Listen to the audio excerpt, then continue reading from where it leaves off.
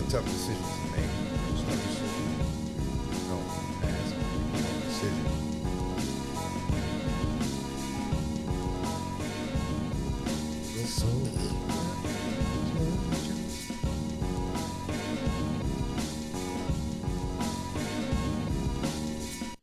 How about now? So, no, you gotta say it all over again since you said that audio wasn't working that well. You said students doing fine, but the administration, you said? Administration, people who hold it together or try to keep it functioning in the most efficient way. They've sort of taken on a dictator's persona and decided that they can make decisions on what we're doing. Are we doing okay?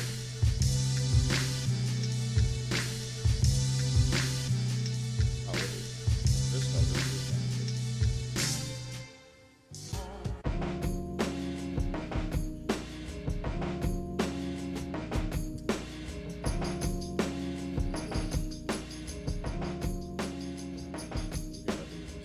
you gotta do this low anyway. What were you saying, Chuck? I'm saying that they're making dictative moves and they're not working. In fact, it's disbanding the adult education program. A lot of different schools. They're decreasing the ABE, Adult Basic Education Program, to try and satisfy a program or develop a program for ESL students.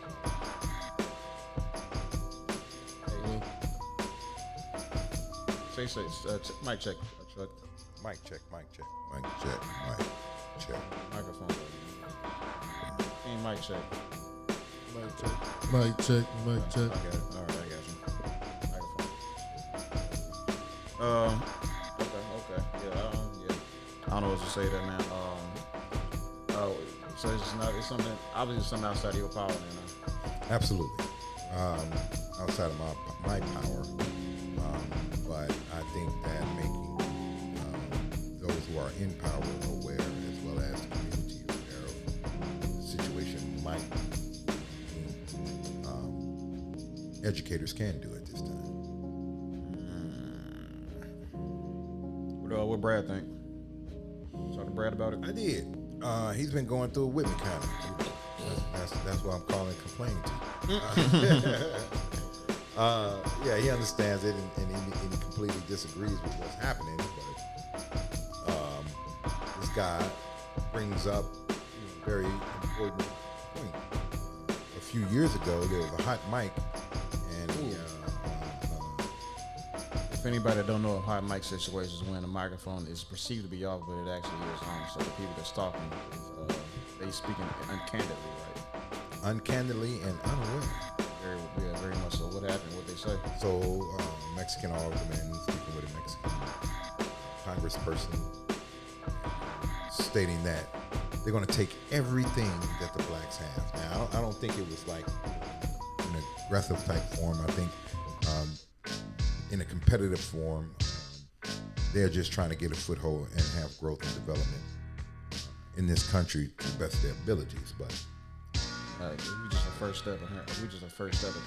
Exactly. But would that not be like a poor choice of words, though? For sure. Like, absolutely a poor choice of words. I don't know, what was going on in California, what they were referring to there. But here, it's across the country. Right now, our mayor is fighting someone who is, I can't remember his name. Gutierrez. I'm not sure, but he's the Board of Education president. And we're in a dilemma. Teachers need to be paid, their pensions need to be secured, and we need to not lose jobs. And every school, because Rahm Emanuel came through and shut down quite a few public schools, but what we have left, we're trying to retain. And this guy wants to close schools, and in that same fashion, take away hundreds of jobs for these teachers in our communities. But the mayor is asking him to take out a high interest loan. Opposed to allowing that to happen, the union has negotiated a moratorium where they cannot close any schools until 2026, but they still haven't found a solution to pay for this school year, and they're also doing negotiation contracts. But like I said, this guy wanted to, that's his game. He tried to manipulate and go around the corner, come back later and close down schools, but the mayor is asking him to step down. But the council members has to vote him out. But they didn't want to do it. 7 of them quit. Yeah, so The mayor just appointed 7 new people on the council, so it looks like they're going to be able to move this guy out.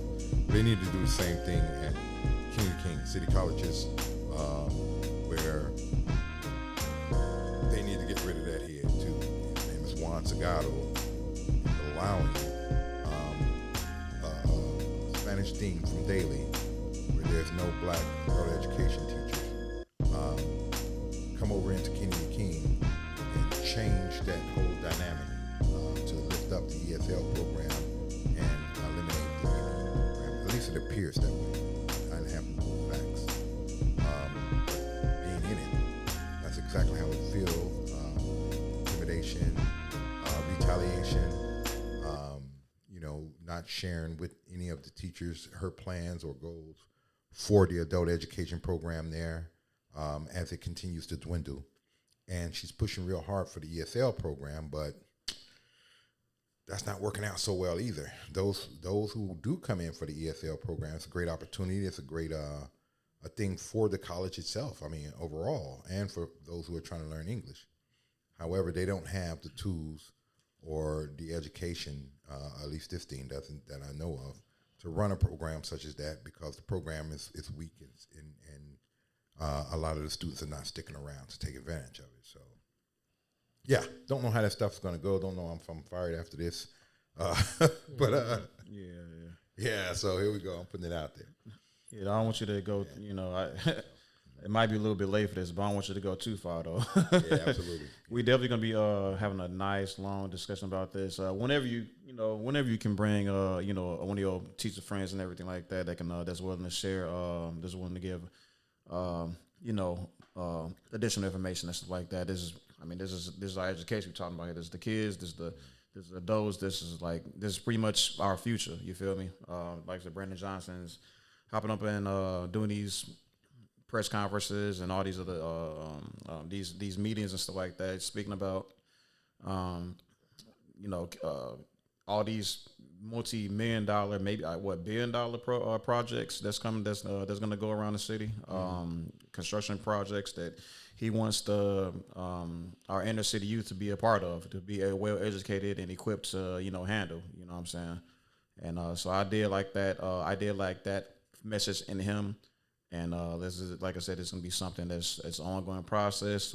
Chicago Black Delegation Podcast will definitely be keeping everybody posted to the best of our ability. Like I said, we definitely blessed to have somebody that's actually in the trenches. You know what I'm saying? That's also tethered to people that's in the trenches. So we definitely gonna hear as much as we can from you. And like I said, everybody that want to call in, everybody want to leave messages and stuff like that. Matter of fact, we got a message from Cheryl, instead saying hello to us. So everybody wish what's up. What's up? What's going on? What's going on? Can I add this? I just wanted to say that it's very important that we know and understand what's going on there, because in that community, in any community that has a city colleges, these colleges offer free GED programs where the students don't have to pay anything, and they can go in and receive their high school diploma. And there's a lot of our youth that are in a position where they cannot afford other programs, and that would be just perfect for them. It's been a staple of the community for quite some time, and to see that go away, or the opportunity to go away, would be a travesty. Yeah, that's pure criminal. That's why the education rate's so low in the hood. Like some people aren't even aware of that program. Yeah, absolutely. Like it needs more of a backing from the people. Exactly. and more advertisement from city colleges in our communities, letting us know this program still remains, it still exists, and it's still free. A free GED program, like that's. It leads to their construction bridge. It leads to their college. You know, you can get your GED, go straight to college from there. You know, an AA, receive an AA certificate, or 80 credit hours. You know, 90 credit hours. And then also you can move from the GED program. Actually, while you're taking your GED, studying for your GED, you can enroll in one of the bridge or gateway programs that lead you right into any construction program. You know? That's cool. So, it's very, very important to have something like that in our community, service in our community. And anyone else that want to take advantage of it. For sure. Azza in the chat as well. Nice to see you, Azza. Yeah, we did. Yeah, this ain't. We not high micing, man. We just this is how we kind of do the show before we kind of get everything kind of started. But I appreciate you looking out for us. Okay. We talking directly into the mic. Yeah, for sure. I wish you would get something I ain't trying to say. Yeah, man. Let me just set this up. We get started though. Whole time. We done warmed the mics up long enough.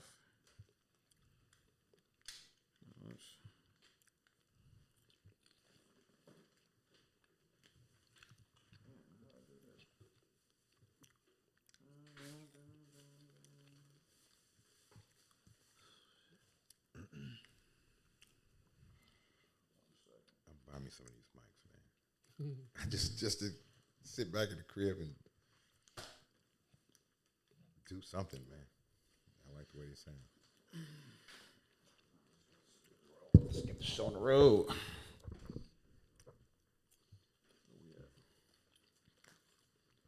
All right, so Chicago Black Delegation Podcast is a show dedicated to the reshaping and reclaiming of Black culture in America. The intention of this podcast is to improve the conditions of Blacks in America by way of platforming different ideas. At no point will the views shared on this podcast be the show's title, conversation headers. Individuals express ideas or otherwise should be interpreted as an attack on other groups, but rather as a means to a greater end for Blacks in America. Views shared by individuals does not represent the views shared by the Chicago Black Delegation, its staff, or other guests unless specified.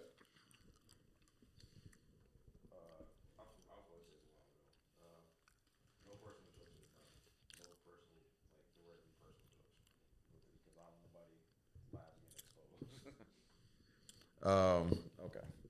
All right. What's up, everybody? Welcome back to the Chicago. Welcome back to the Chicago Black Delegation Podcast. Let me start working. Let me start talking a little bit slower.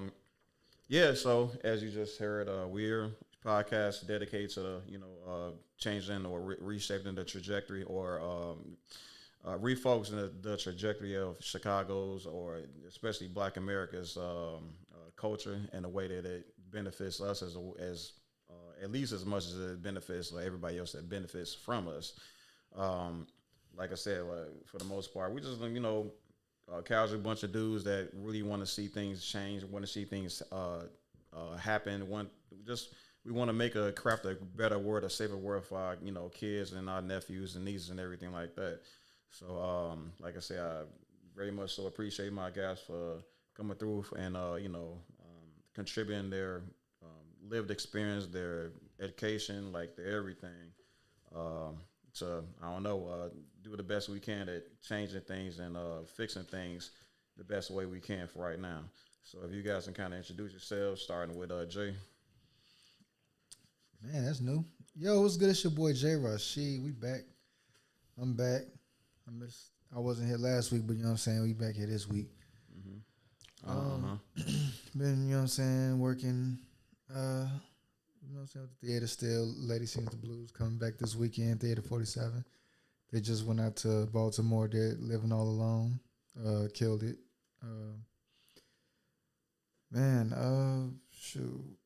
Other than that, we just been working, grinding, trying to keep our head up, surviving. Yes, sir. Yes, sir. Yes, sir. Yes, sir. King? Man, another week. King Savage. Another day, another dollar, man. In the office, ready to get to it. Got some good popcorn. My boy Chuck came through with this, man. This new flavor, man. Y'all gotta try it, man. This jerk. It's Drake popcorn, man. Check For it sure, out. man. Y'all need to check it out though, man. Golden Really Nugget, good man. popcorn, man. Black on, black on. Yeah. Go ahead, tell them about it, Chuck. Tell them about the popcorn, Chuck. I will tell you about it. Have you ever found yourself sitting in the bedroom, hungry, looking for a slight snack? Oh, I'm Charles. This is Golden Nugget Popcorn. I do have a message for you. So have you ever went to gnpops.com? That's my website, gnpops.com, and looked at the prices and thought they were off? You were correct.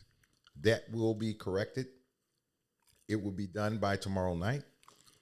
You will be able to go on. The pricing will be correct. I do apologize to anyone who's going there, but if you've never been there, try me out tomorrow night.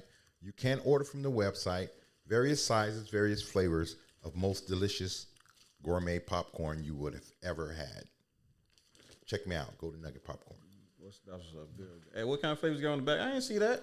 That's supposed to have been there for 2 weeks. What's that? Green apple and That's green apple. So I have two. I have a green apple. It's just a sweet apple flavor. Then I have green sour apple, and it reminds you of the sucker when you mix it with the caramel. how many flavors you got? I got over 27 flavors. 27 flavors. Okay. Yeah, All right, Baskin Robbins. nine of them in right. 9 of them in caramel alone. That right there is the sour apple and caramel. Right next to it is the bacon caramel. The bacon caramel has real bacon on it, so it's not bacon bits or flakes or anything. It's actual candied bacon and applied to the caramel popcorn. Gotcha. Well, unfortunately, my Hebrew brethren, we have to wait a little while before the Sabbath is over.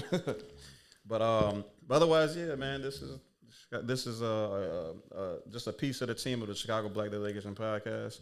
I'm your host, HC, aka High Thinking. And like I said, like I told you guys, I'm tired of seeing things the way that I'm tired of seeing things done the way they're done. I'm tired of seeing how I'm sad at the trajectory I'm seeing things going in, or the direction things seem to be going in, and I don't know what to say, man. Like, if we can't do nothing else, if voting, I mean, some people don't think voting is going to work. Some people would think the things that they've been trying, the things we've been doing for the past 20 years don't work. Well, this is something new. You know what I'm saying? This is a podcast ran by just a group of guys and stuff like that really want to talk about the things that actually matter.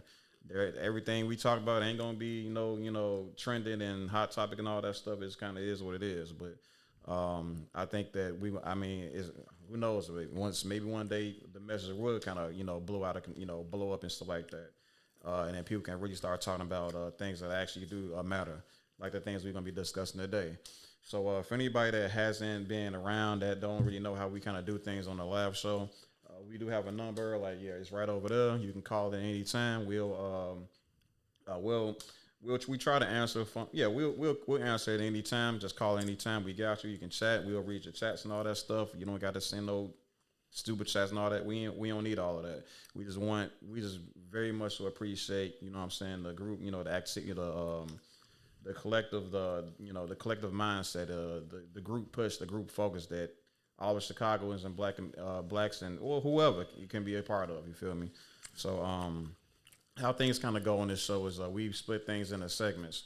Typically we do three segments, and I'm gonna introduce and then outro each segment. So if you hear me say, hey, catch on the flip side, I'm HT or whatever, that's me closing out a segment. It's not necessarily me ending a podcast. So I don't want anybody leaving and stuff like that, and trying to figure out coming back to see that we still live streaming and think I'm lying to y'all or whatever like that. No, we do 3 segments. I intro and outro every segment. We do it this way because I go back and then I make the videos and stuff like that, edit them and stuff like that, chop it up and make them more digestible for more people, for other viewers, so whatever. But otherwise, like I said, on a live show, you call in, chat with us and all that stuff. You got any questions, we can answer them. We got a whole person that's directly involved in the political the school and stuff like that. He's a whole teacher, so he got a little bit. He can tell you a little bit about what's going on with this whole teacher dilemma that's going on. You can, if you kind of heard what we were talking about a little bit earlier, he was going into that quite a bit. We will be having a more robust conversation with additional teachers sometime down the line, but relatively soon, I imagine. I gotta just make sure I get my research down and all that stuff or whatever. But otherwise, yeah. As far as as far as the growth of the channel's been doing pretty good. We well past 1,000 subscribers, and that was pretty much my main milestone. Sailing past that, getting comments, getting a lot of love from all types of people, or even from around the nation and stuff like that. So it's been super dope. Feel me? But otherwise, man, we finna go ahead and get into this. Get into our feature presentations here. Let me grab my mic.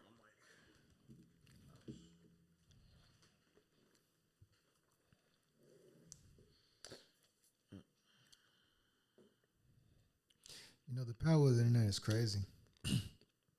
Like straight up, like to get comments locally is you know something to be expected, but like nationally, that's a big deal. But it's like we've been desensitized to it because like the internet is so accessible to everybody. You know. That's true. Absolutely. I don't know where to start with this. Like, I know, like one of my heroes, you know, Clyde Anderson. I always used to kind of say that we have to take control of a new some sort of a news network or like a radio station of some sort to be able to like speak to each other and share ideas and stuff like that. At least or like on a public forum. We also need a private forum, but you know that's we can get to that. We'll get there when we can get there. But like he always said that we need a radio station, and then here we are. We have a radio station. We can start, so we can strategize with Black Americans from across the world. You feel me? Mm-hmm. So we're our allies, obviously. Of course, we ain't got to just be Black people allying with us. We can we will ally with anybody that truly wants the best for us. So regardless, though, here we are, and we can take advantage of something like this and use it for something productive instead of. Don't get me wrong. We're gonna talk about some Diddy and all the other nonsense, but we're gonna make it I like the idea of telling a way that that people can like learn from it and then apply it in their own lives, and not just let it be in some Hollywood celebrity shit. You feel me? Mm-hmm. So, but yeah, I agree with you saying right there, man. Like we can talk. Yeah, this ain't something that we could do. Pre Xbox era. You know what I'm saying? Yeah, right. Okay. So our first, okay. I wonder if I wanted to make this first. Okay. Damn, that J&J Fish. That remind me of that. You remember that? You saw that video that happened? That dude. Yeah, no, I know Keenan. I'm talking about. On was it House right? Western. Western, like 72nd or something like that. 76. Yeah, 76. Yeah. What We ain't got to get too far there. Dude, somebody. Well, yeah, it was. Yeah, what's somebody. the rules I can't really. Yeah, it's a lot of excommunicated. Yeah, he got eliminated. Yeah. So it was he looked like he was just one of them dudes that be selling clothes and stuff like that. And then the person that owned the store, he just walked up to him. You know what I'm saying? And then the person right next to him. You know what I'm saying? Did him in too. Oh yeah, I saw that. Yeah, absolutely. I thought it was because of an argument or something. Yeah, they said it was supposed to be an argument prior to that we didn't see, but it just that didn't give you the justify to do it because he wasn't threatening you. Like you going down for that because you wasn't no harm. You know what I'm saying? And I don't even know why he even did what he did to the other person. He was sitting there eating this food. Yeah, that was insane, bro. All right, let's get into it though. This is about okay. Welcome back to the Chicago Black Delegation Podcast, everybody. I'm your host, HT, aka High Thinking, with my dope guests, also members of the Chicago Black Delegation Podcast. And today we will be taking a look at this situation that's been making waves about apparently the Chicago gangs are kind of had it up to here with the migrant or the immigrant gangs. You know what I'm saying? With the illegal immigrant gangs. How do you say their names? What is it called? I forgot how you pronounce it. It's a Hispanic way. A Spanish word. Yeah, the Colombian, the cartel gangs and stuff, right?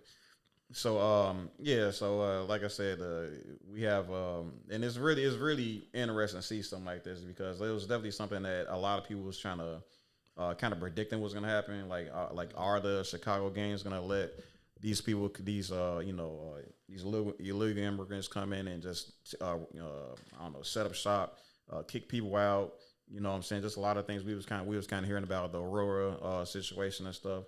Apparently, I mean, even though we kind of going back and forth as far as the relevancy of that actually happening, people trying like the government or the mayor trying to say it's not a situation, but then we see the news next reports. day, the police went over there, arrested all the people that we said that were over there. Then they were trying. They said no, those are all old videos, and then all of a sudden 10 to 12 people got arrested. Everybody that's on those videos, so it basically just looked like they was trying to lie. Like Brandon Johnson, he gets up there and lie all the time about the migrant situation, like the violence. He keeps saying there ain't no violence, and that's just not true. That's a Democratic way, man. With this particular thing specifically, the Democrats are trying to make this look like it's a good move or beneficial to us and to our economy as a whole, man. And I think they needed to be vetted. I think vetted is definitely the word for it. Jay, what you kind of think about like the situation regarding the Chicago versus the migrant situation, Chicago gangs versus migrant gang situation? I think it was something that was bound to happen. Like with everybody coming in, would it been a flood of that? You know what I'm saying? It's like you can only imagine like how long are people who's been here, been on these blocks, they just gonna sit back and watch these other people come in with their gangs and, you know what I'm saying, try to take over, run stuff. Like, hell no, they're not going to let that happen. Yeah. So now it's like it's becoming not only a gang war, but a race war of sorts. Which is what we don't want, really. Yeah, we don't want that at all.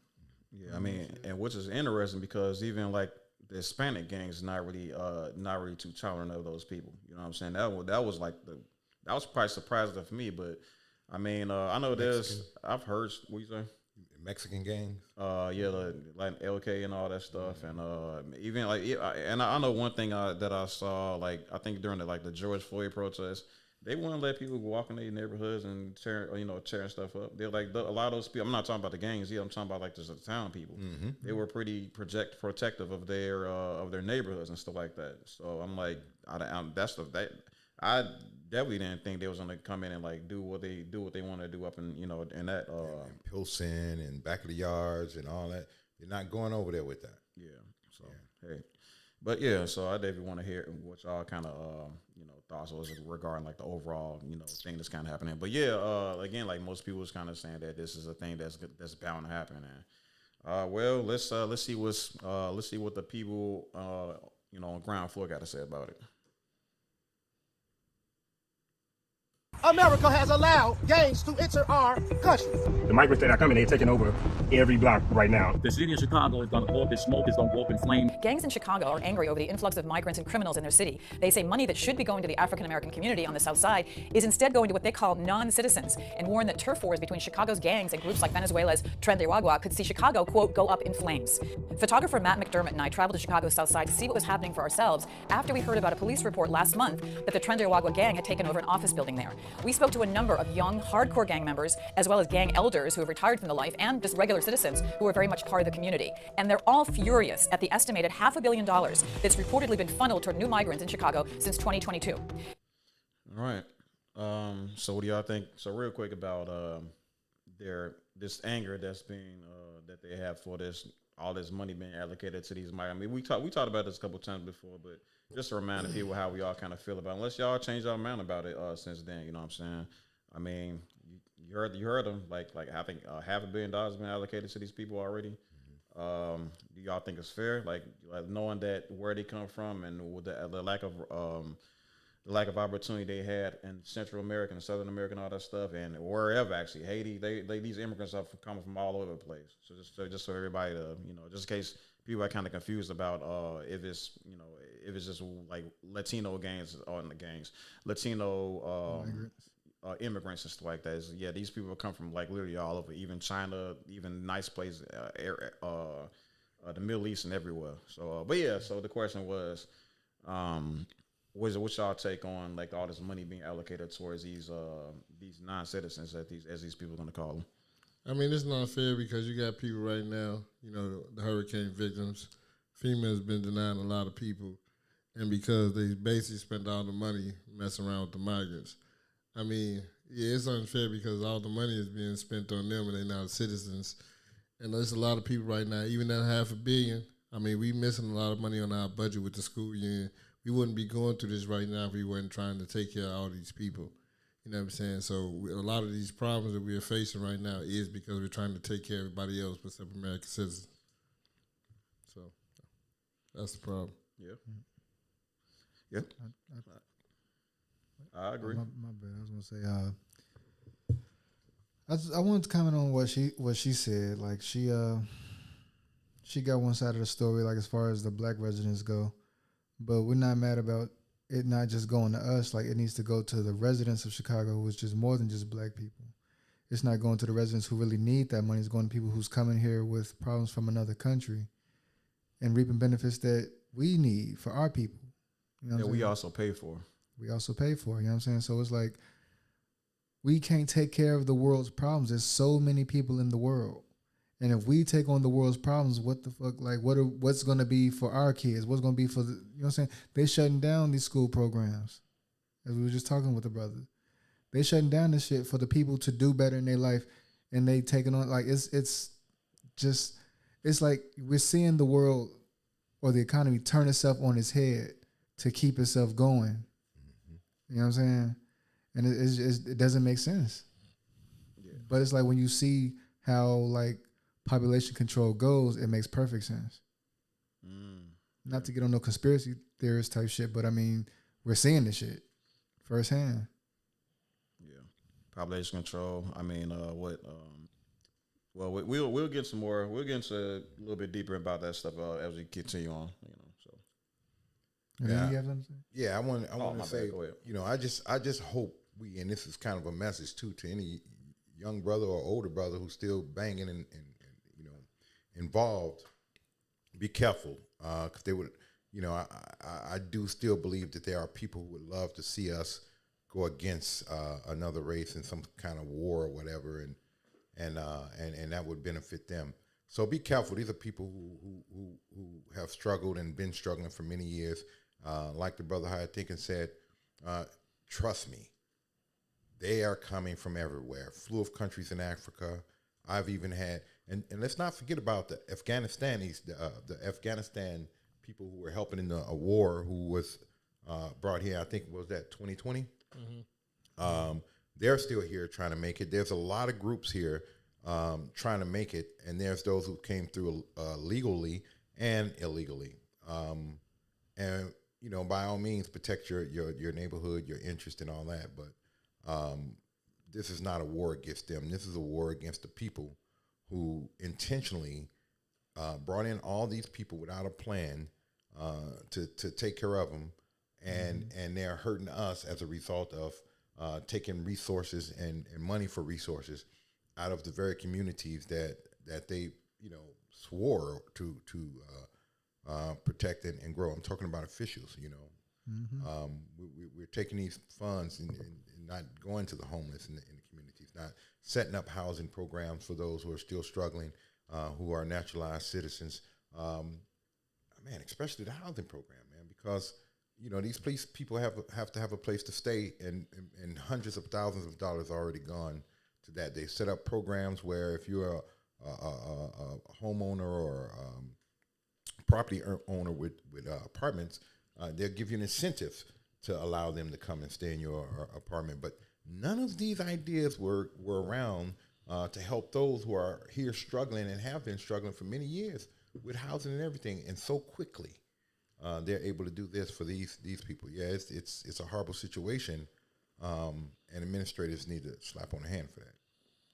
So. And I'm glad you mentioned that one part about like it's not about the people you know what I'm saying, they letting in like the people who swore to protect us and all that, like they trying to mess us over, like because like my pops, he came here as an immigrant to New York, you know what I'm saying, from Jamaica. So it's like I understand what it's like. You want to you trying to look for a better life for your family. I understand that completely, but it's just like when you see people just letting a flood of people in with no regulations, not regulating anything, and it's just becoming a burden. It's becoming a burden. Let's call it what it is. Yes, It's a different story now.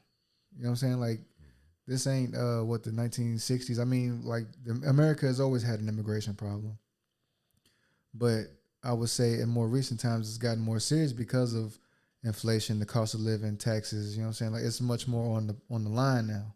Yeah. You know what I'm saying? So it's a lot more that we, and I'm speaking we, like as a younger generation, we're growing into learning and seeing what, you know what I'm saying, what's what. It's becoming our problem now. Like we're really seeing this stuff in our lifetime. Yeah. Yeah, for sure. And like I said, as any feeling, as any bad plan, because it sounds like all this sounds like a bad plan to me. As any bad plan, the first people that's gonna take the blunt end of it is the town, the people. You know what I'm saying, the taxpayers. And then what's gonna happen to the people that don't have the means to keep up with the conditions? They're gonna start taking things, and that's when people are going to start protecting themselves. And then I don't know what to say. Like it's something that these people that the government is assisting these immigrants, these illegal immigrants. I don't know what to say though. But I don't know what to say when the support just cut off, I mean, what's going to be left? I mean, is there enough? Is the workforce robust enough to assist for all these people this influx of people to all have work and stuff like that? What about our kids? You know what I'm saying? Will they be able to work? Like, what's gonna? It's a huge problem waiting to happen. And I'm just saying, when it's just the fan, people gonna start getting desperate. People gonna start doing whatever people gonna do whatever they have to do to survive. You know. I want to add one more thing. I just want, and I'll tell you this, anybody, America is a country built by immigrants. Yep. But I want you to remember one thing. There were two groups of people that were here that were never immigrants. African American, us, and Native Americans. They were already here. We were brought here against our will. We were not immigrants. And billions of dollars are owed to us. That's why we're fighting now. And we sit around and watch you give a group of people billions of dollars, other countries billions of dollars, and no restoration for us. It's a spit in the face, man. So, but yeah, it's part of what I was saying. Is when it's just the fan, you get stuff like this happening. So let's continue the video on. And they aren't happy either about what they say are Venezuelan criminal gangs that are leaving the shelters and spilling out into the south side into abandoned buildings.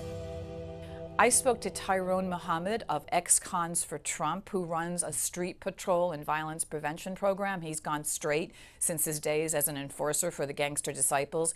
And he said the situation is very tense on the south side as turf battles between the local gangs and Venezuelan migrants heat up.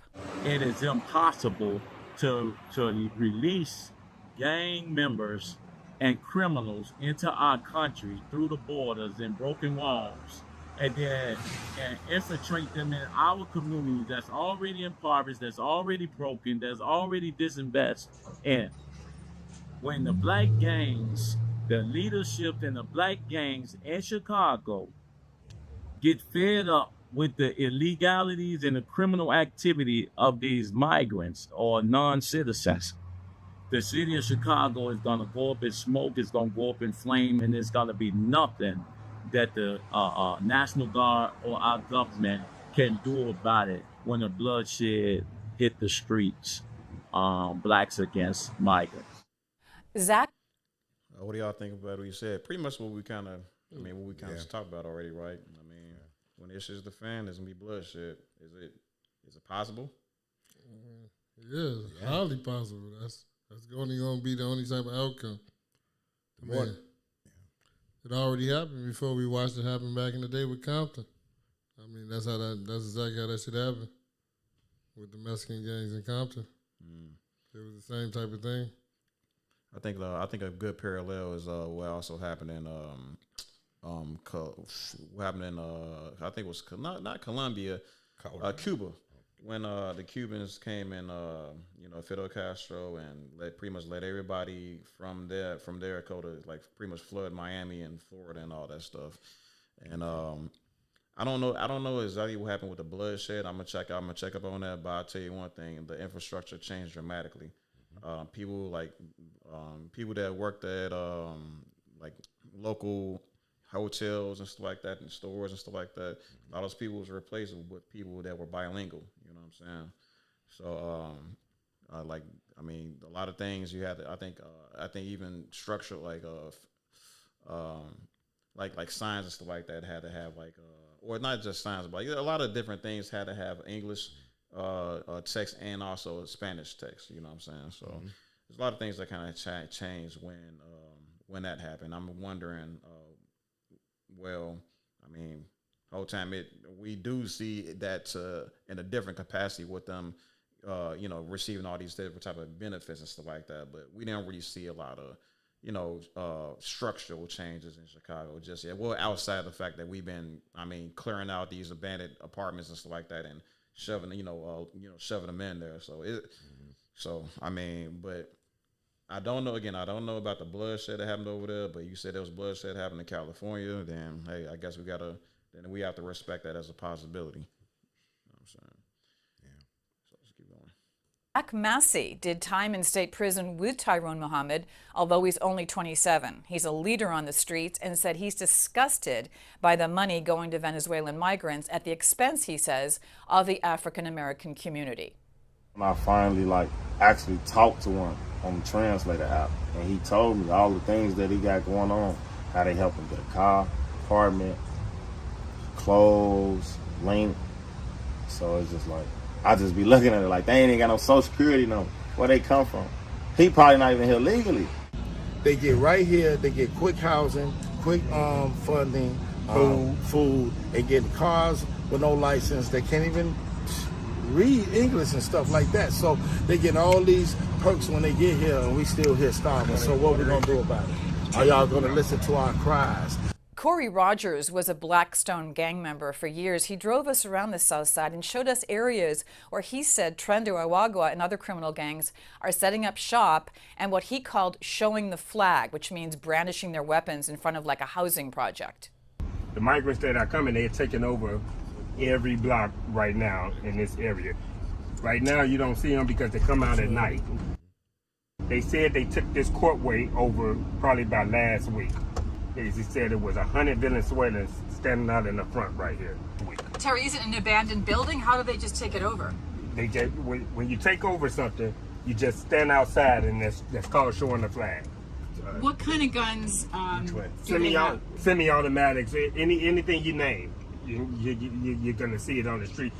These boys got so many big guns that if they're 150 pounds, the gun is bigger than them. I swear. But they know how to handle it, right? They know what. Tell me about the fact that they're criminals, right? This is a criminal element. These aren't just a bunch of Venezuelans that walked over the border and used to be gardeners back home, right? Right. And they come from the gangland. They come from rougher gangs than us. One gang member. So real quick, you heard them. Them guns are bigger than they are. So the majority of the people who have come across that border are Venezuelan. Got to do the research, but there is something that America did in Venezuela that allowed for them to actually, it's like Trump said, basically, just release all of their criminals and all their bad news came across that border, as well as those who, mixed in with those who were struggling. With some good ones, yeah. But they all came with their family because what I was told was the ones that came with a band on them or a criminal that came with their family, that was the deal. A criminal can go if their family member take them. So most of them came with their family members. And they mostly all criminals. It's way more males than you get in the so-called families. It's just a lot of dudes between the ages of 14 on going up to 30-something. You know what I'm saying? And that's just gonna bring a lot of fighting. That's all it's gonna do because that's all you're gonna know how to do. You know what I'm saying? They're just gonna be fighting. It's some women, but it's not a lot of women. It's a lot of dudes. So yeah. Have anybody heard what? There's something with them. First of all, the president of Venezuela, remained in position illegally, apparently, and America had something to do with taking his private jet. What is America doing in Venezuela? What are they doing? It has to be something economical, because I don't know how they were maintaining their prison systems up to this point, but it collapsed, and then they had to let those people go, and they had to go somewhere where there was more opportunity. Apparently, that's like the only thing I can really kind of surmount from all of this, But like I said, I'll check it out. My biggest concern right now is the guns, though, man. Like he said the gun. Like I said, the guns are bigger than them, and she said they know how to handle them, right? And he said yes, they absolutely do. I mean, I guess it's anybody's guess where they're getting them from. You know what I'm saying? But one thing I do know is I don't think what I'm saying. And not mind you, I'm not in no type of Chicago gang, anything like that. I don't know. We kind of working with it, stuff like that, but. Bloodshed. I'm just saying, if it goes to bloodshed, like we kind of predicting a little bit, it ain't. I mean, I just don't want somebody that we all kind of know getting caught up in that. You know what I'm saying? Because it's just one thing gonna lead to another, and it's I just couldn't imagine semi-automatic. He said, you name it. You know what I'm saying? And I'm like that, and we. I mean. Just think about what the Democrats are saying regarding gun control rights, you know what I'm saying, or gun control laws. They trying to take. I mean, they want to disarm us, you know what I'm saying. Mm-hmm. And like I am, for the most part, like I'll vote Democrat, you know what I'm saying. But to think that they're not only putting people in our towns and not trying to get rid of them, but they also want to. They also know the situation regarding their arms, and then they want to strip us from our ability to defend ourselves, properly. You know what I'm saying? Mm-hmm. I mean, albeit I get it. Like there's a lot of there's some school shooters and stuff like that, which black people ain't really particularly tied to or whatever. But man, like look, they're gonna have to go in as far as protection of our neighborhoods and stuff like that. If they gonna set us up like this, otherwise this is gonna be another red. It's just another red line in my opinion. This is another specified attack against Black Americans. Yeah. Can I send a message out there? Let me see. All right, look, I just want to say to any old heads, man, anybody out there who sees this or witnessed this, you know what I'm talking about. You may remember me. I don't know if you do. 58 in Calumet. Anybody from 58 in Calumet? Anybody from 6217 Calumet Building 1309? That was me. Chuck, that's me. Anybody from there, from any mid 80s all the way up to the mid 90s, give us a call. Holler at us. For sure. For sure. All right, so let's keep going with this. Who only gave his name as David on a particularly dangerous drug-dealing corner on the South Side, did not hold back when he talked about the influx of criminal gangs from other countries into Chicago. The real issue is that America has allowed gangs to enter our country. Gangs that they would consider terrorist groups that are formed here. We are terrorist groups if we're in a gang. They let terrorists in our country.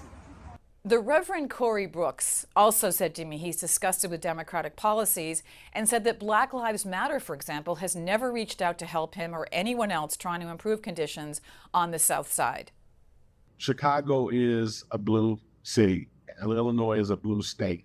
There's no doubt about it that the majority of our neighborhood, they're going to continue to vote Democrat until they wake up.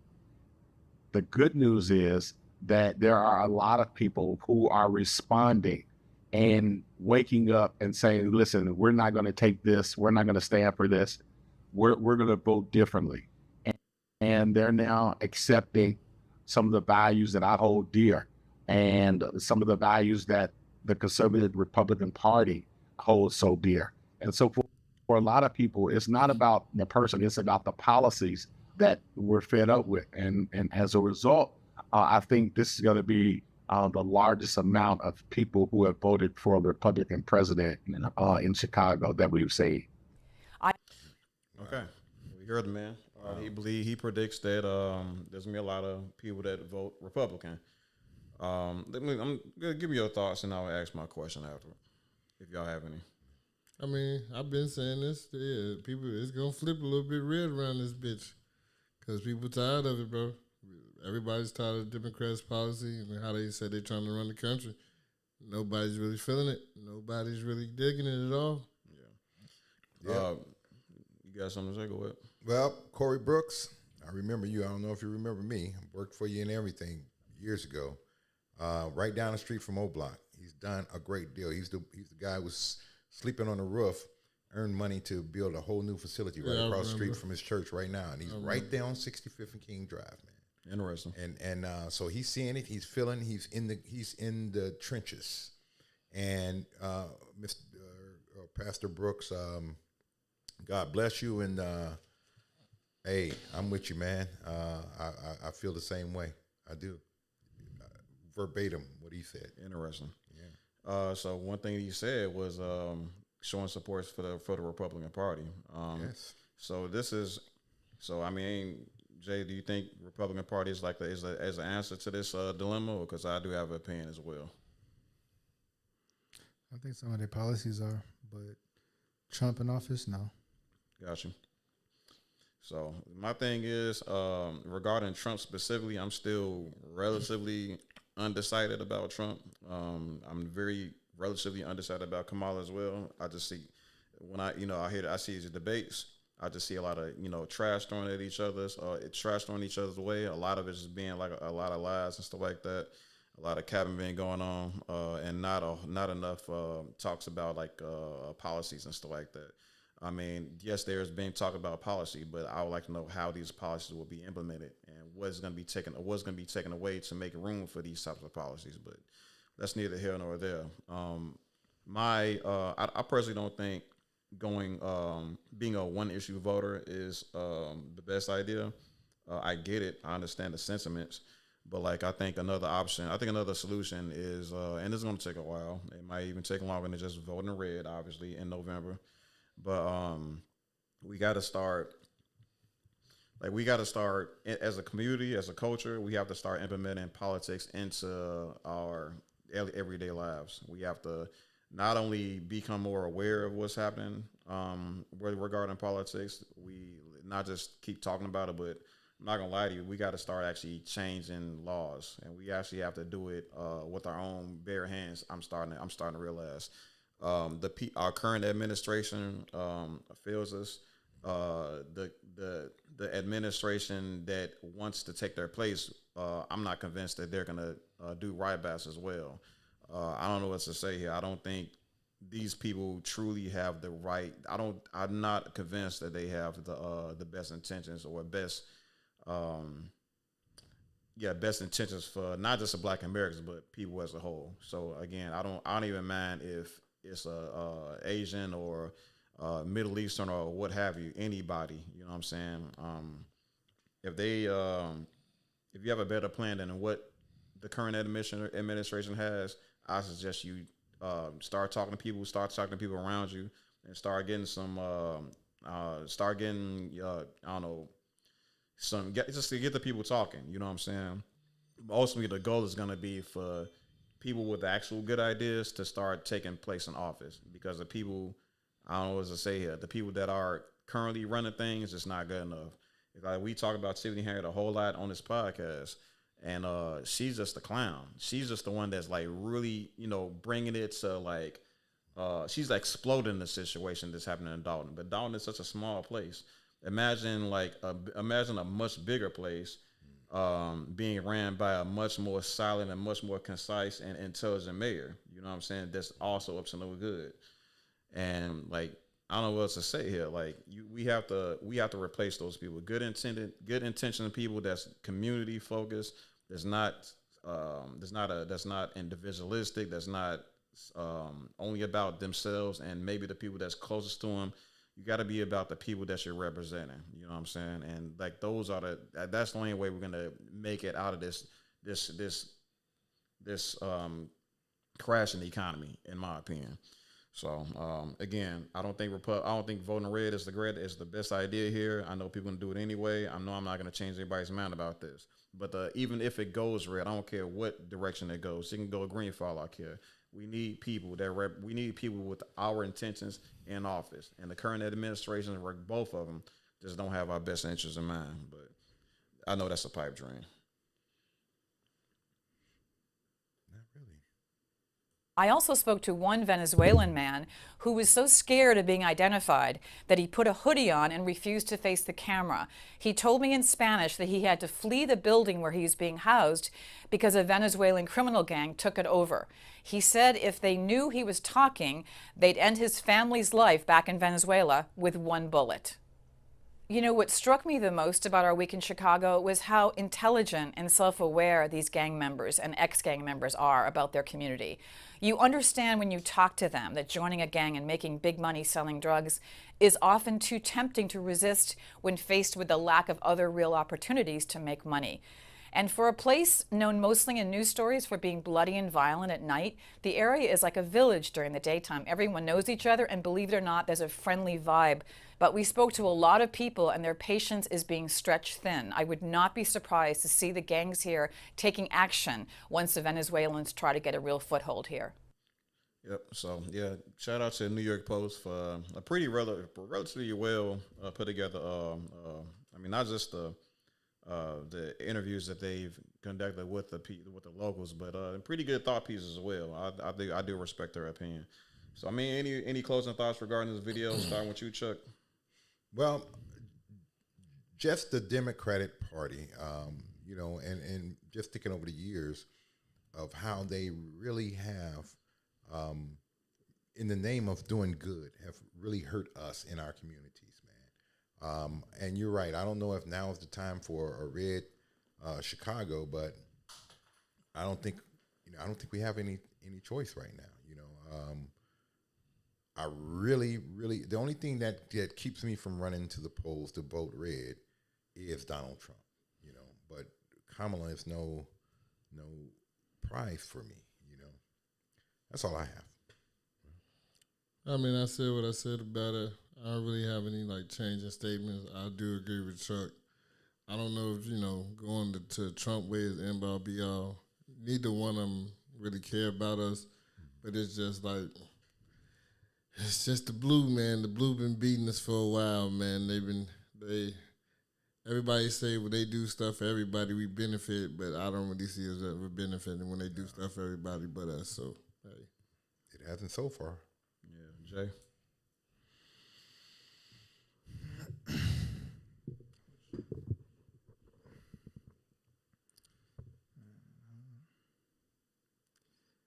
don't know. I'm really just trying to play it by ear.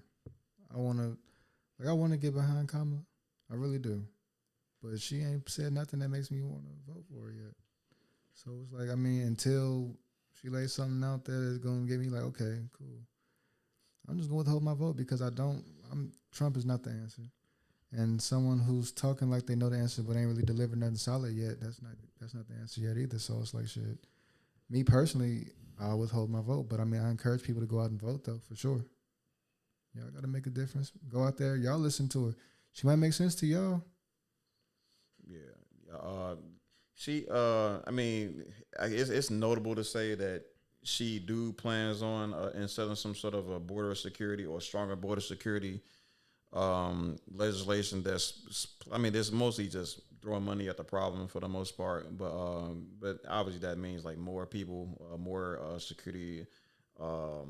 I'd like to think they're gonna do something about the wall or whatever they got up down there, but also to house the beds and just everything, the infrastructure. They want to improve the infrastructure by way of again throwing money at it. So maybe that's a solution. I know Trump is going to do the exact same thing, but Trump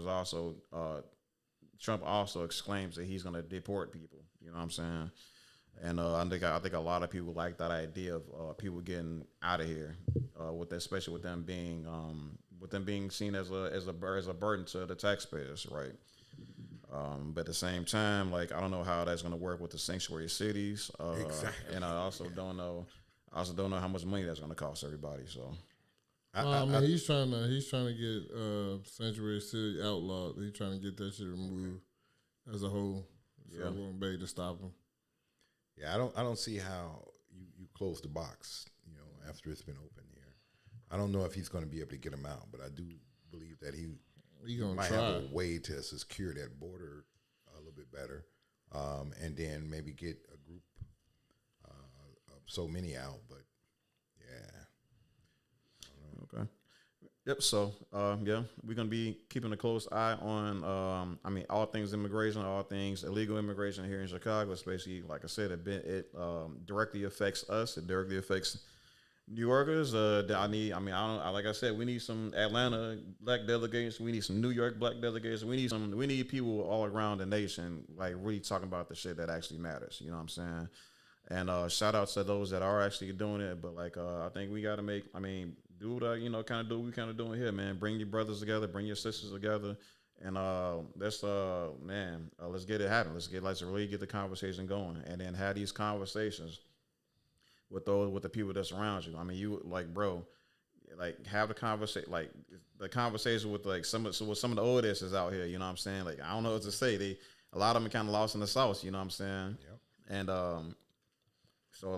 just kind of try to ease your way into the conversation with certain people that are just very staunchly on one side or the other. You know what I'm saying? But still, these conversations are much more important than like I said, the things that's been doing a really good job at distracting us this entire time. So I've been hard thinking, representing the Chicago Black Delegation Podcast. I'll catch you on the flip side. Okay.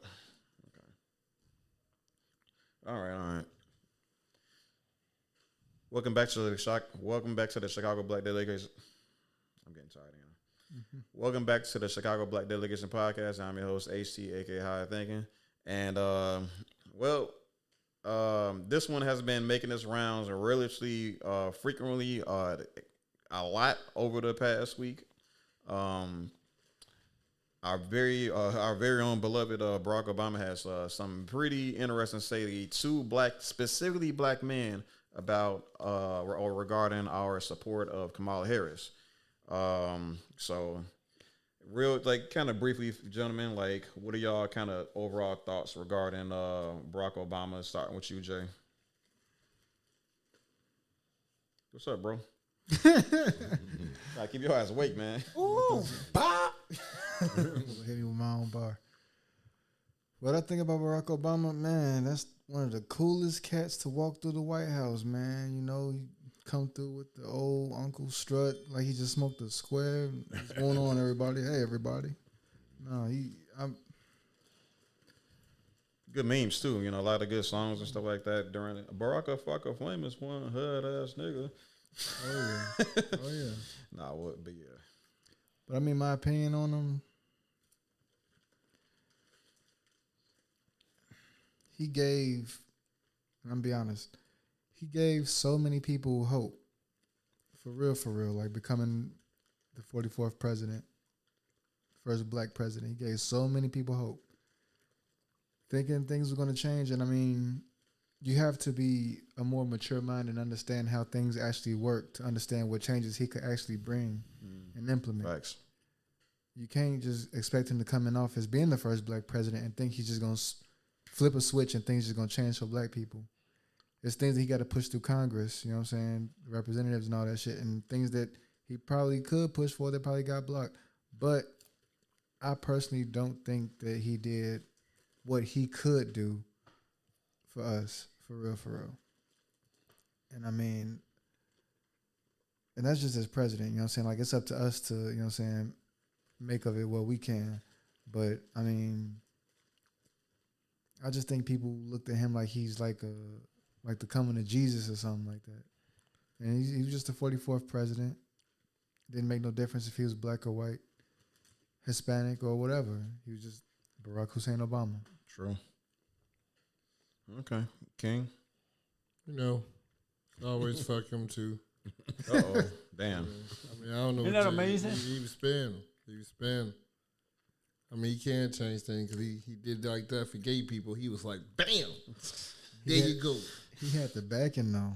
I mean, that's the point. I mean, he changed what he wanted to change. Yeah. And he changed a bunch of gay shit. That's all he did.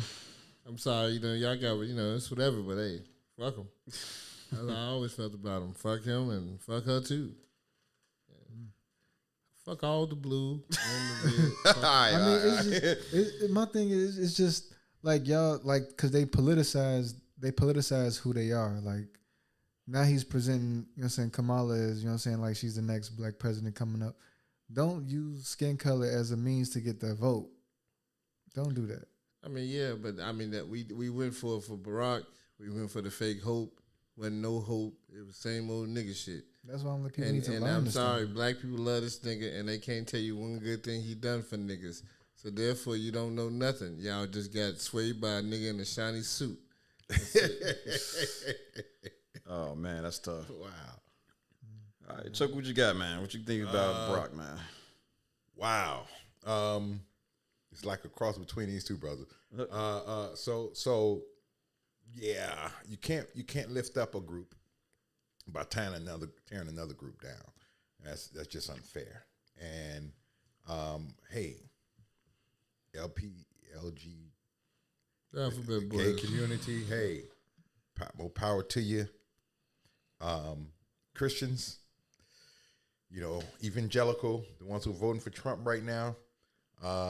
Yeah, I know how you felt. I felt it too.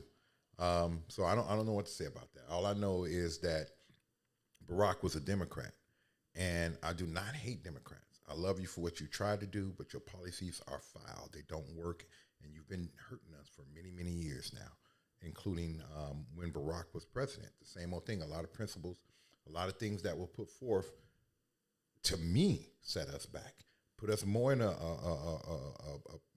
bad position than we were before. That's just me. Very interesting.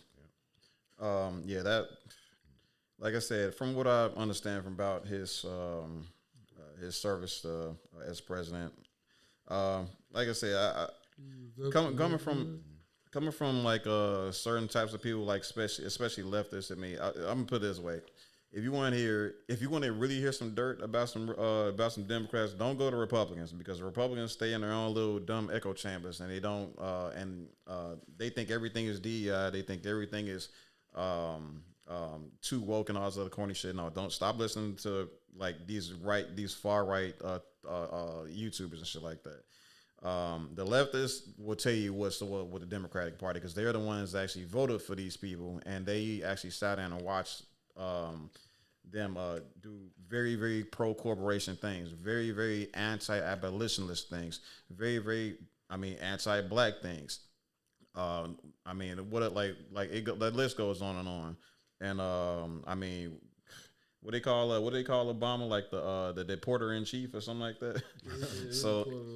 So he was definitely about that deportation life when he was in office. I mean, like kids in cages and all this other stuff. Like, hey, it is what it is. You know what I'm saying?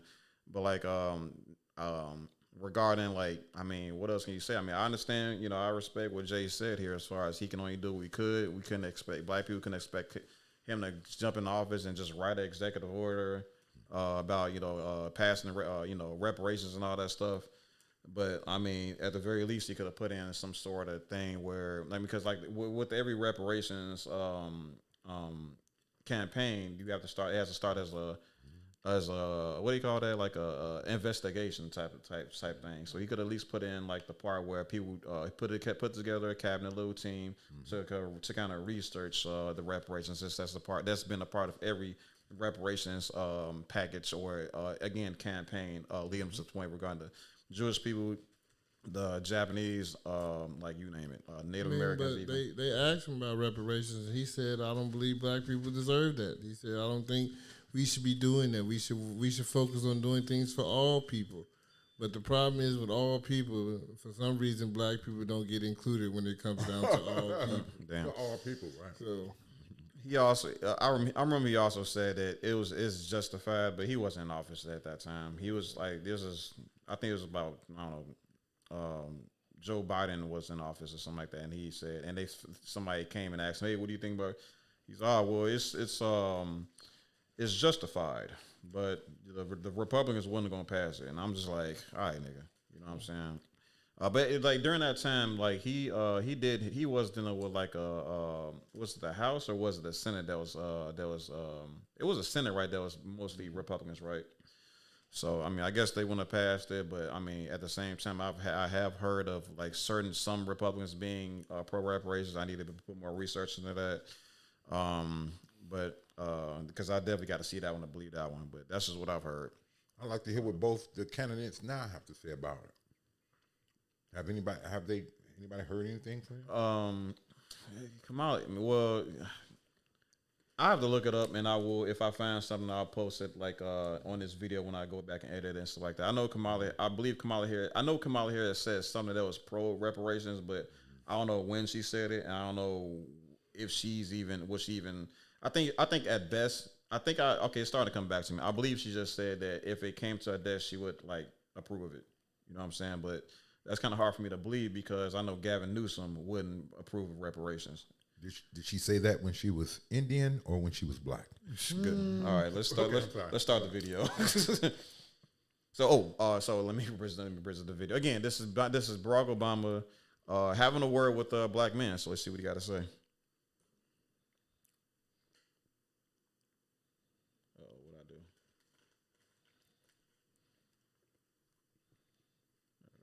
I'm going to go ahead and just speak some truths, if you don't mind. Because my understanding, based on reports I'm getting from campaigns and communities, is that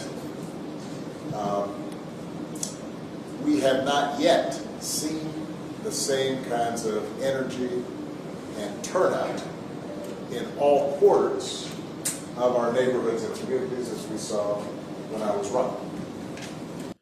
Okay, real quick. He's criticized. He's calling the question why there's such a large turnout or such a large back end when he was running for president, in comparison when Kamala Harris is now currently running for president. What do y'all think is the parallel here? Why is this some kind of weird conflation? What do y'all kind of think about? Why would he say something like this? What makes him so much the same to Kamala Harris? Why does he think that both things? Why does he feel compelled to say? I'm sorry. Let me just start this over. What makes Barack Obama so compelled to say that? Why was the push so strong on when I was running for president in comparison to what's currently going on with Kamala Harris? I mean, nobody ever wanted her to be president. Okay. I mean, people got to understand that she was never a candidate to ever be president. When she was running by herself, nobody ever wanted her. So why are we all supposed to want her now? You know what I'm saying? We never wanted her. And at the end of the day, you're a man. And you can say it's sex, whatever. But people are not going to take this woman too much seriously. It doesn't matter if she's the American president. They're just going to make them think Americans are weak. I mean, a lot of tables she can't really sit at. When she did go around the world, she was the highly most disrespected president, okay? As a vice, she was being disrespected wherever she went. So now you're trying to tell me we're supposed to send the same person with a larger title and she didn't get no respect as a VP. It doesn't make any sense. And then he's trying to go with the half-breed or whatever you want to be. All right, we know your daddy. We seen your daddy and we seen your mama. We ain't never seen other people for real. These motherfuckers just AI Photoshop people. We can't even bring these people out for real. So, hey, man.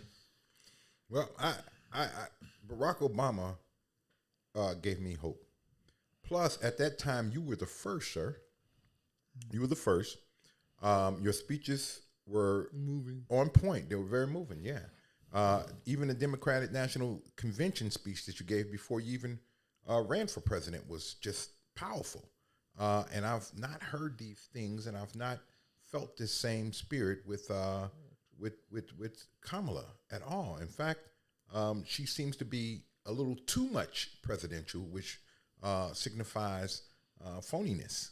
You know, not sincerity. And I'm just not feeling it with her now. And it's not a male-female thing because I was feeling it with Hillary Clinton. I did vote for her. I really wanted her to be president.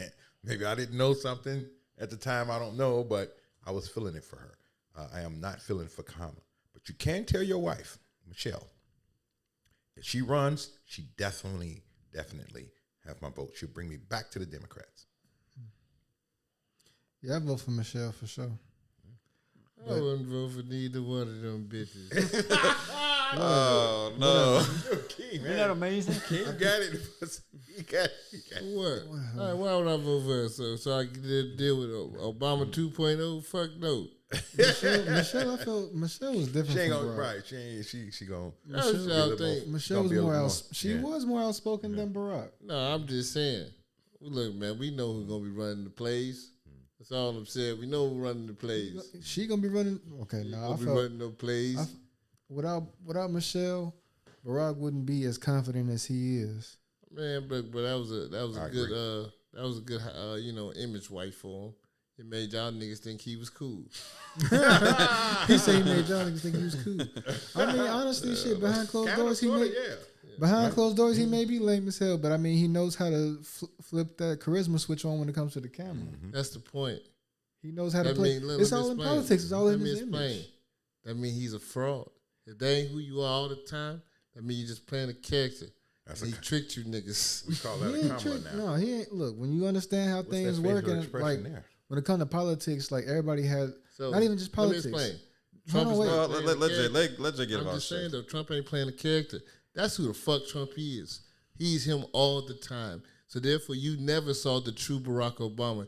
He just gave you the illusion which you thought you needed to see. So therefore, he's a fraud. So even though because he could turn the switch on, that's just to trick niggas. Oh, when I know these little old school jams and I come in, do this, and you see the waves. He tricked niggas. He pimped the shit out of niggas. He went to an all-class PAAP on how to pimp niggas. And niggas sweat up and down. Y'all don't even understand because y'all was still, even when you talk bad about the nigga, you niggas still go say something nice about the nigga. He is mind fucked the niggas to the ultimate core. Like, fuck him. Suck my balls. This nigga King completely crashed out. Go ahead, Jay, man. What's the rebuttal, man? I don't even want to no more. All right, yo. But okay. Let me just say this one little thing. When it comes to Barack, you know what I'm saying? Like back in 2008, like I said before, like him being the first black president, he got motherfuckers to turn out for him because policies are not. Motherfuckers want to see a black person in office. I was 18. I didn't know shit about what he was talking about for real. I just want to see a black man in office. I was very ignorant at the time. But, you know what I'm saying? Look, it is what it is. I ain't want McCain in office. But, you know what I'm saying? Like, with the 8 years that's passed, motherfuckers have seen what he has done. And it's like, you can't just play that. You can't just do the same thing. Exactly. Him and Kamala, they two different people. He has that political background where he's more charismatic. He knows how to talk. She does not. She is, like he said, she is the most disrespected. The people I be listening to people on the UK news. They talk so much shit about her. They talk so much shit, and like they think, like I love people. I love England. Like, I love England, but a lot of the motherfuckers think they're better than us, and she's not helping the cause. So it's like to have that person elected as our leader, and she's representing us abroad. Like, look fucking stupid. You know, so it's like shit. She needs to take some classes or something. Like, cause I mean, I think what she has going for her is just surface level. You know what I'm saying? It's surface level stuff. Propaganda. That's it. You know what I'm saying? Like, people gonna vote for first woman president, and she black. Like, you know, like it's surface level shit. People not really thinking for real. And he just wants to go ahead and play that card, try to make people feel bad about it. But that's not gonna happen because people are smarter now. Yeah, I think that's not a good look on even old Barak there. No, it's not. Because look how he tried to hit you with your grandma face. With the I was right. Come on, this how your grandma look at you. Shut your bitch ass up. Yeah. Well, look, Barack, we ain't going, man. You were the first. All right. And you was the last. You were compelling. Probably you the first and last. And that's why we were out there for you, man. Out here, she's shown clearly that, to me, she's probably one of the most funniest people I've met. We did it, Joe.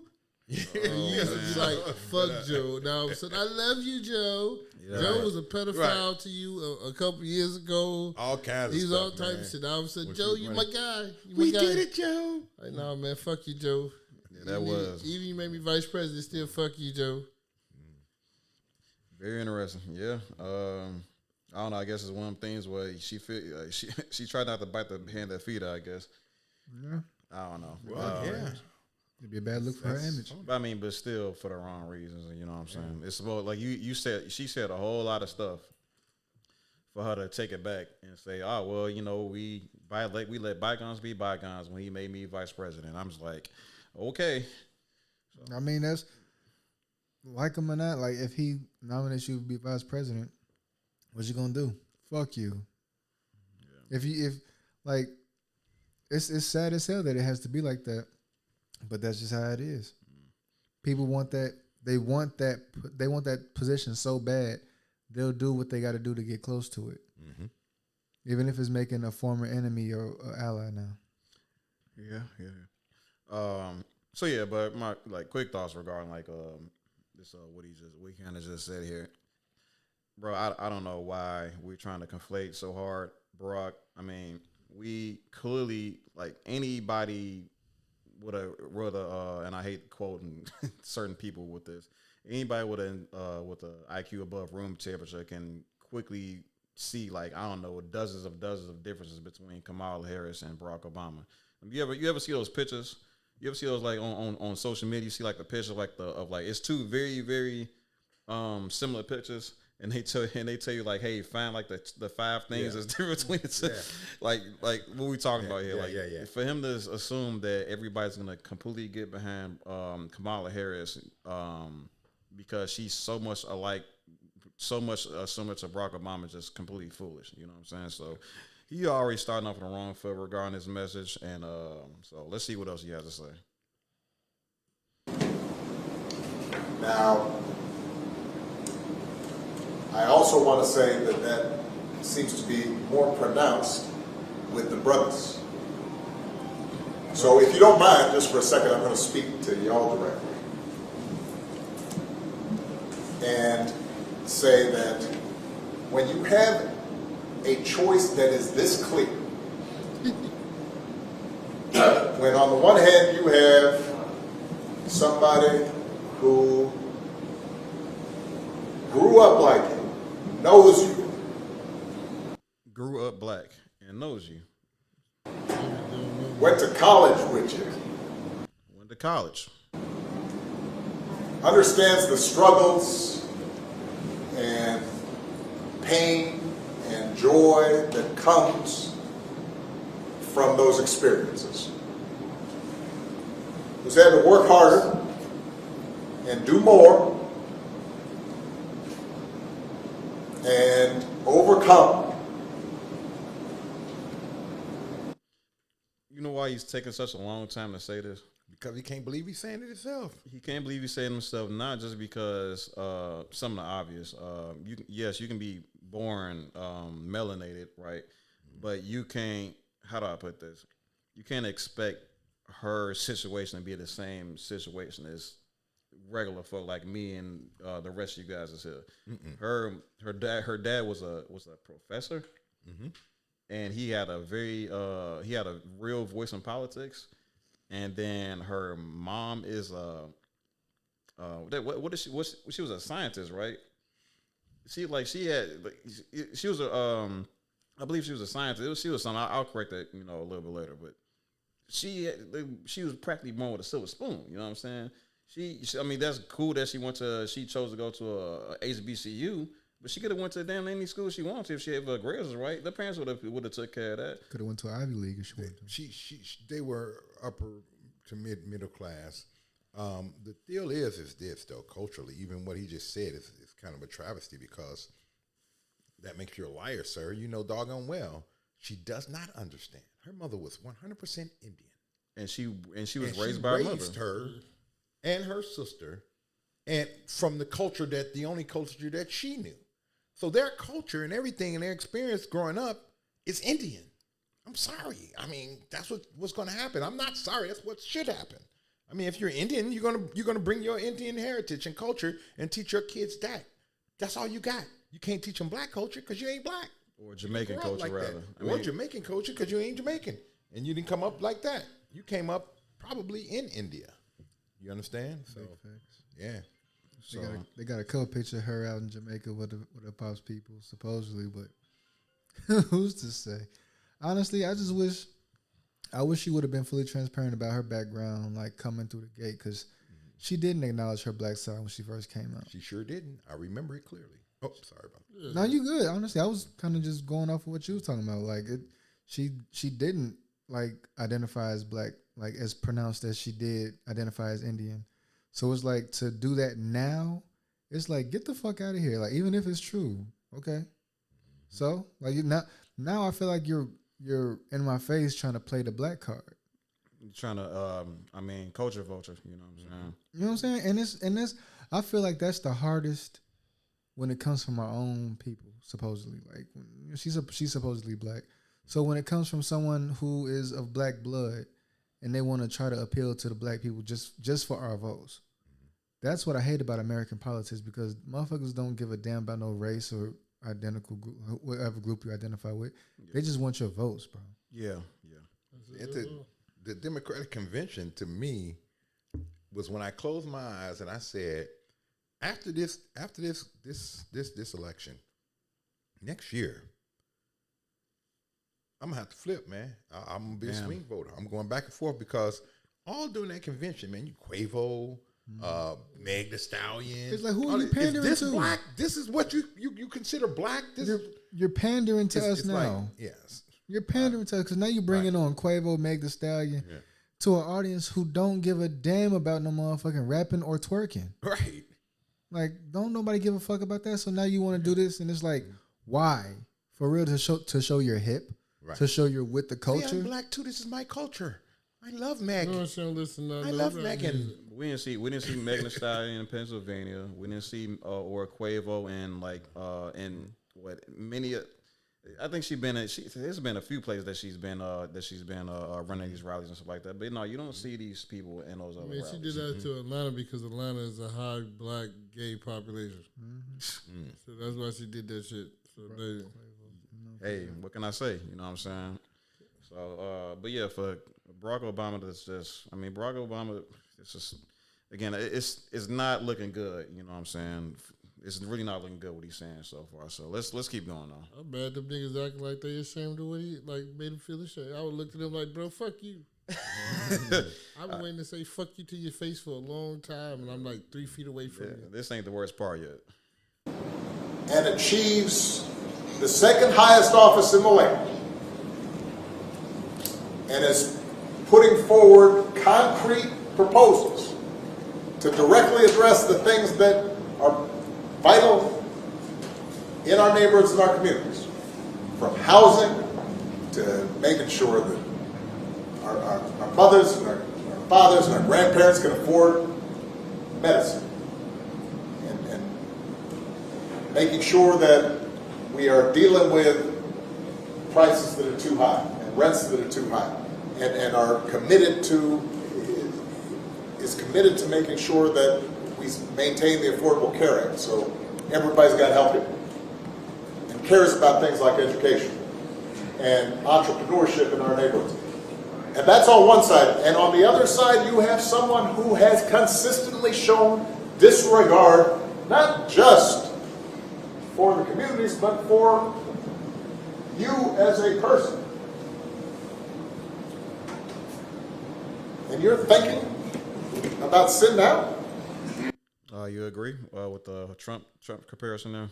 Yeah, I mean, Trump has shown that he's shown disregard. Like what he was saying earlier, like Trump is an asshole. A lot of what Trump has learned, he learned from being a TV personality. So he knows how to be outrageous to get people behind him. So he knows how to say the quiet parts out loud that'll get motherfuckers yeah, you know what I'm saying? Like get them empowered. Fired and all that. You know what I'm saying? Fired up. So right now, that's what's happening. He's just telling them that, but at the same time, that's what he's doing. He's giving a rallying speech. Yeah. Yeah, for sure. I mean, and I watched the Trump rallies. I watched the debates, and it's a lot of hyperbole, a whole lot of extreme, like I don't know, trash talking and stuff like that. Yeah.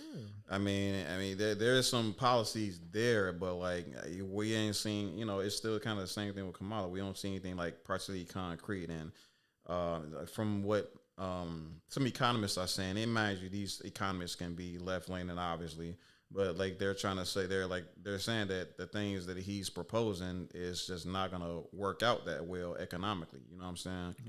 Mm-hmm. I think one thing that I just have to learn. I'm gonna put the text on the screen above my head, but some things that regarding the tariffs. The tariffs is not exactly what people thought they are. See, when people think of a tariff, the way he explains a tariff, he explains it so like, if China's going to pay all these tariffs, and China's going to pay all this money in tariffs and all this stuff, and everybody's going to pay tariffs for export trade. That's not what a tariff actually is like businesses that do American businesses that do business with outside countries are going to have to pay those tariffs. It's not the countries themselves that's exporting or importing to America. The countries not dealing with that. It's the businesses that are doing trade outside of the countries that's doing it. So people are saying that's going to incite a lot of inflation. What it could on the flip side is going to what's the word I'm looking for? It's going to incentivize American entrepreneurs and business owners to primarily invest into American things and stuff like that. So like kind of you know how that economics goes, where if you let the dollar bounce within the town, the neighborhood, or the country, you get more value out of the dollar. You know what I'm saying? So if you with these tariffs, I guess it has a plus side that I know left leaning people won't acknowledge. But I don't want people to think that this tariff thing is something that's going to bring more money into America by way of taking money out of other countries, unless not in the way that they think it does. That put it that way, because if he incentivizes a situation where people won't do business with countries outside of the U.S., then that obviously that's gonna bring more money to America by way of us dealing with each other and creating businesses that we normally use other countries for trade. You know what I'm trying to say? Mm-hmm. So I just want to kind of clear that up as well. But yeah, I know for the most part, I agree with you. I think Barack Obama didn't do a good job at explaining anything regarding doing this quote of like they did a specific. He specifically like tried to hold you down and stuff like that as a person. You gotta give us something. You gotta give us some examples. You know what I'm saying? You gotta give us something to chew on. Otherwise, you sound like you kind of making an empty statement. And him being as good of a speaker as he is, well, maybe not even though he, obviously other people write his speeches, obviously. But for him to present as such a great speaker, I mean, he kind of dropped the ball as far as getting that message delivered. You you can't just say that statement without backing it up in some way. You know what I'm saying? Because he was bullshitting. He didn't believe it himself. That's why it was taking him so long to speak on it. Yeah, pretty much. All right, let's keep going now.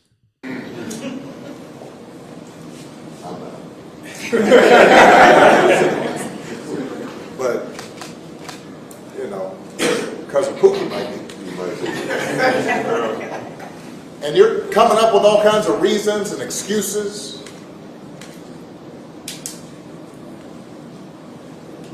I've got a problem with that. Because part of it makes me think, and I'm speaking to men directly now, part of it makes me think that, well, you just aren't feeling the idea of having a woman as president. All right, King, what you think, man? Already said we're gonna look weak. Come on, King, man. Oh no. The problem is we gotta understand America's not the world. It's not. No. It's not.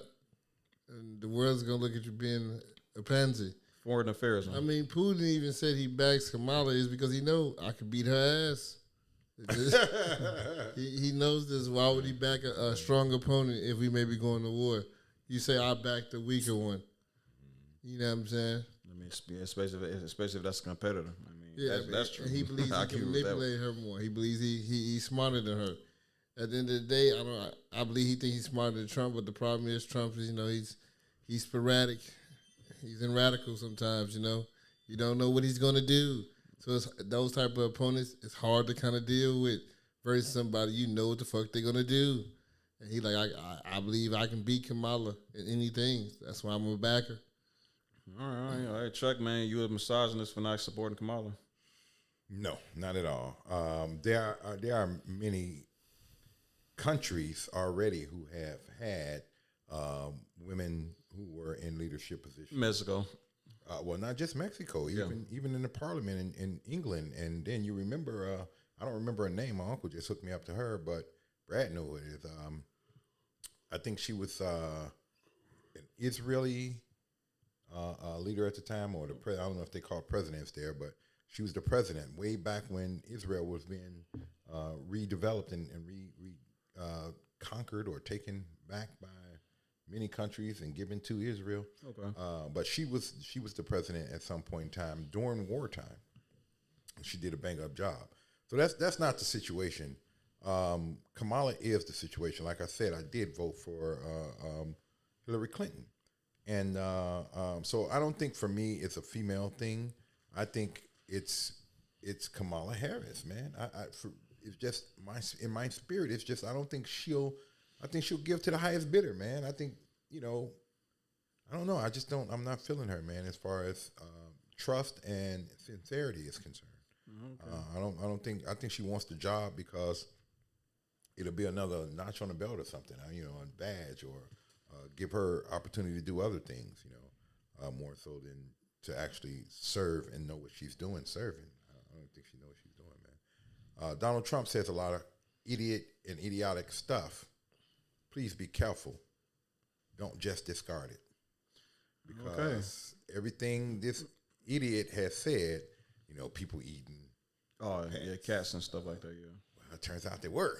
And I mean, it was one person. It was one person. It was one person, bro. And it wasn't a cat. If you talking about that woman? Yeah, that woman. They did research on it. She has a high school diploma dating back about 2015. She graduated in high school in 2015, so she was already here. She lost her mind. All right. Well, I heard of some about some Africans. They were from Senegal, and they ate a geese. Which, if I didn't know the country and how things worked, and I see big plump geese over in Washington Park, I might want to eat them myself. They're edible. People eat geese. Yeah, geese something you don't eat. And folks be eating raccoons and raw type of roadkill. You know what I'm saying, down in Mississippi and the South and all that stuff. It's just the problem is big city people are not used to that. You just in the country, motherfuckers like shit. Go ahead, bro. What about the Venezuelan gangs? A lot of stuff that he said, man, I'm telling y'all, you have to be careful. It's actually true. A lot of stuff that he said is weird. He don't know how to put it together. I don't know who he got working with him to speak. But there's a lot of things he said in the past and what he's saying right now. The things he said in the past has come to pass. The things that he's saying now, I can believe even more so than Kamala. Am I going to vote for Donald Trump? I didn't vote for him the last time. So, I don't know what to do, but I don't feel the Democrats anymore. All right, let me see if I can. All right, we got on the Chicago Black Delegation podcast 3 misogynists so far. Jay Rashid, what about you? Well, I think that the problem is these bitches just ain't got it. I can't disagree, but when it comes to who I want as an elected leader of the country, I want them to be able to be well equipped to handle the pressures of what the world is going to put on them. Because of course they're not acting alone. They have to have the support of their cabinet. You know what I'm saying? The support of the government. So it's I just want them to be well equipped with that, and she hasn't shown me that she's well equipped with it. So it's not a matter of her being a woman. I would gladly vote for a woman president if she showed that she's good for the job. she ain't good for the job. And Trump is just this motherfucker. It's like if you vote for him, you're trolling. Like you trolling, you got to be if you vote for Trump. But it's then like, what do we do? you know, it's like shit. Don't feel bad about withholding your vote. Ain't no better. Ain't if you don't have any candidates that you rocking with, man, withhold that vote, bro. All right, let me say this, and this is what I'm going to do. I don't know if anybody else is going to do it. It feels like, sounds like both of us kind of feeling the same way about that, but Cornel West, write his name in. That's what I'm doing. Okay, interesting. Yeah. Green Party. Cornel West is president. That should be. That shit would be. I really want a bunch of. I want at least 1 million Americans. I want to make the news. Just say fuck them both, right? Fuck them both. Fuck them both. 2024. Damn.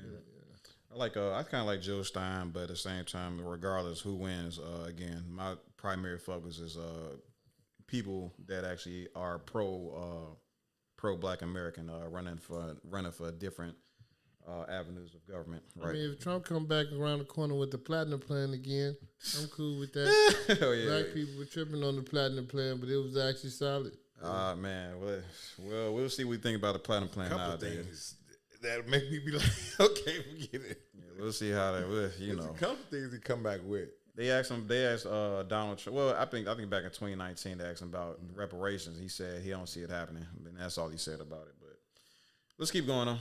Okay, yeah. And you're coming up with other alternatives and other reasons for that. So real quick, I want to comment on that real quick too. He practically just, again, what he just said there, you coming up with excuses and reasons like that. No, people not coming up with excuses and reasons, Barack Obama. We're coming up with actual, like, legitimate arguments. You know what I'm saying? Mm-hmm. Everybody here has a reason not to vote for Kamala. I have my own reason. I have my own gripes against Kamala Harris, but I'm gonna vote for her anyway. But I have a reason not to trust her. We all have reasons not to trust her. And for you to just try to brush everything all of us say under the rug, as far as just to say that our concerns aren't relevant enough to, like, for you to actually entertain and actually bring actual answer to, is completely out of the question. Like, you would have to sit down with each black person that's not voting or not voting for Kamala Harris, and ask them about each and every individual thing they have a problem with, and if they how else do I put this? If they won't accept or concede, if it gets to the point where you argue them down and they still won't vote for Kamala, okay, maybe you do, maybe there is something to it. I don't know, but you can't just make this sweeping generalization across all black men as far as all of us are not voting for Kamala Harris because we don't because she's a woman. It's just complete nonsense, but. Yeah, now you're trying to throw the misogyny card in there. That's why I threw the misogyny card, y'all. And I think anybody you are talking to in a barbershop, anybody you are talking to in your house, in your family, at church, who is coming with that kind of attitude, I think you have to ask them, well, how can that be? Because the women in our lives have been getting our backs this entire time. They've been raising us and working and having our backs. And when we get in trouble and the system's not working for us, they're the ones who are out there marching and protesting. And so now you're thinking about sitting out or even supporting somebody who has a history of denigrating you because you think that's a sign of strength, because that's what being a man is, putting women down. That's not acceptable. That's not. This shouldn't even be a question. I'm going to go on. All right. So he gets a big fat entire speech. Go ahead. Anybody got some thoughts? I do have a question after though. That white lady in the back was eating this shit up like he is gonna make a killing with this speech. This was absolutely like a publicity stunt.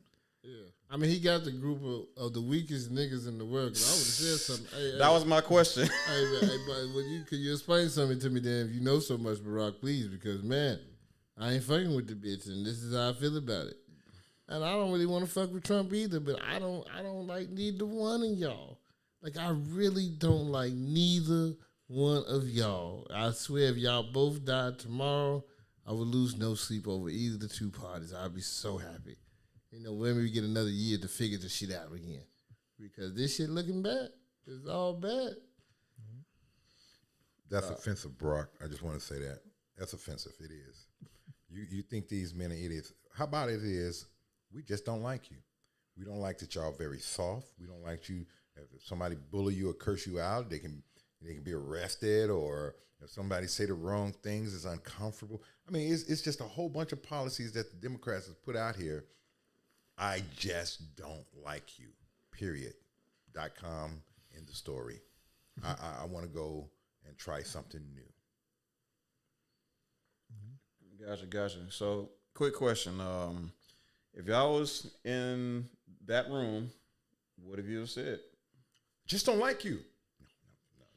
So what would be said? If you had no if you didn't have to worry about no repercussions whatsoever, you was free range to say whatever you want to say after you had made that speech. What do you have done? What do you have said? I mean, I need him to explain her policy because the stuff that she's promising, other presidents tried to do it and it ended catastrophically. Exactly. So I'm asking you how she's going to do the things that she's promising. When she's talking about rent control, food control, they tried to do these things previously in the past. Shit didn't work out.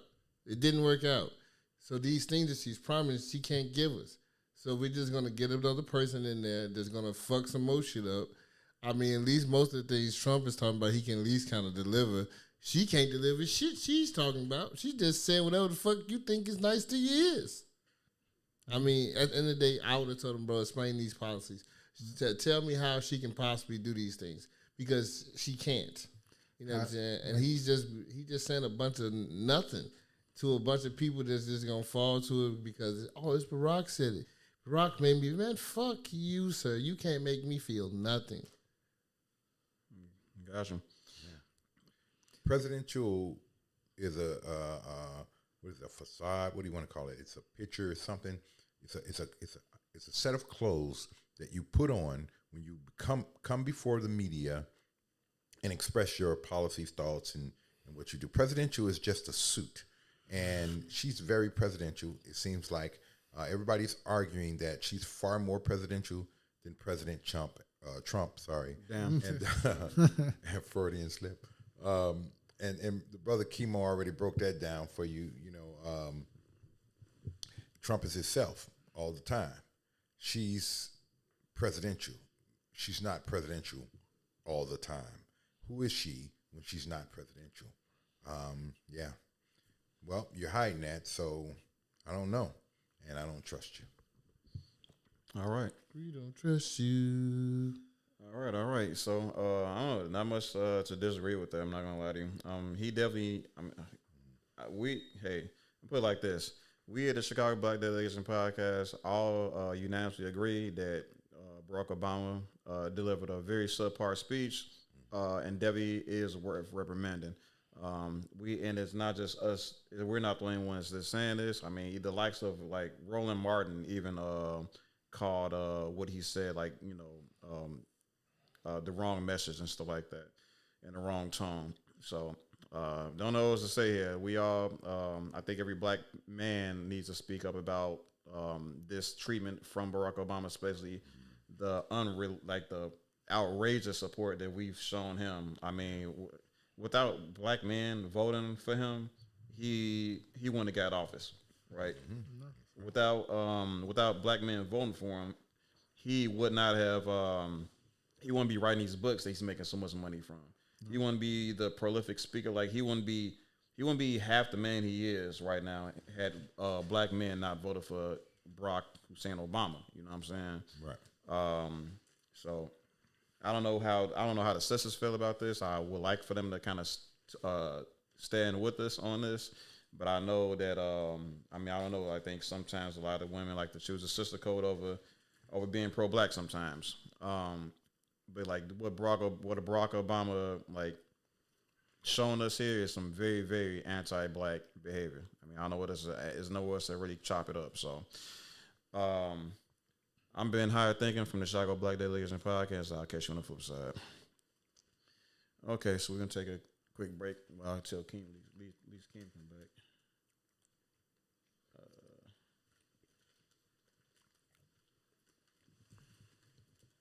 I break this down to you in the same way that I broke it down to Buddy. That was. That's another 5-minute video. Okay, what's this time?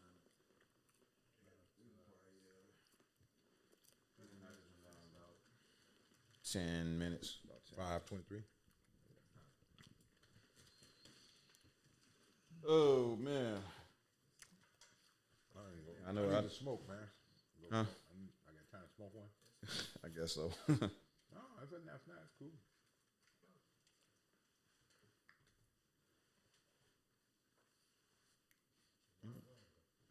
Huh? White vinegar. White vinegar. I ain't heard that before.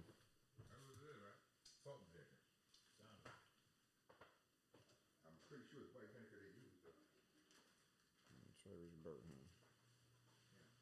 You got your light on? My lighter. This one in the bathroom.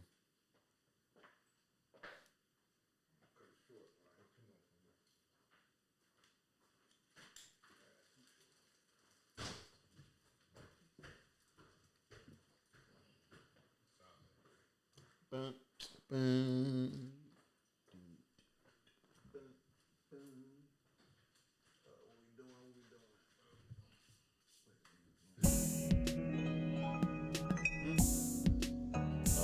Yeah, I just found it. It's about surprise. He an ex felon. Not an ex felon. He was in prison. He got something to say about the current old heads, how they instructing the kids and shit. What they saying to the kids.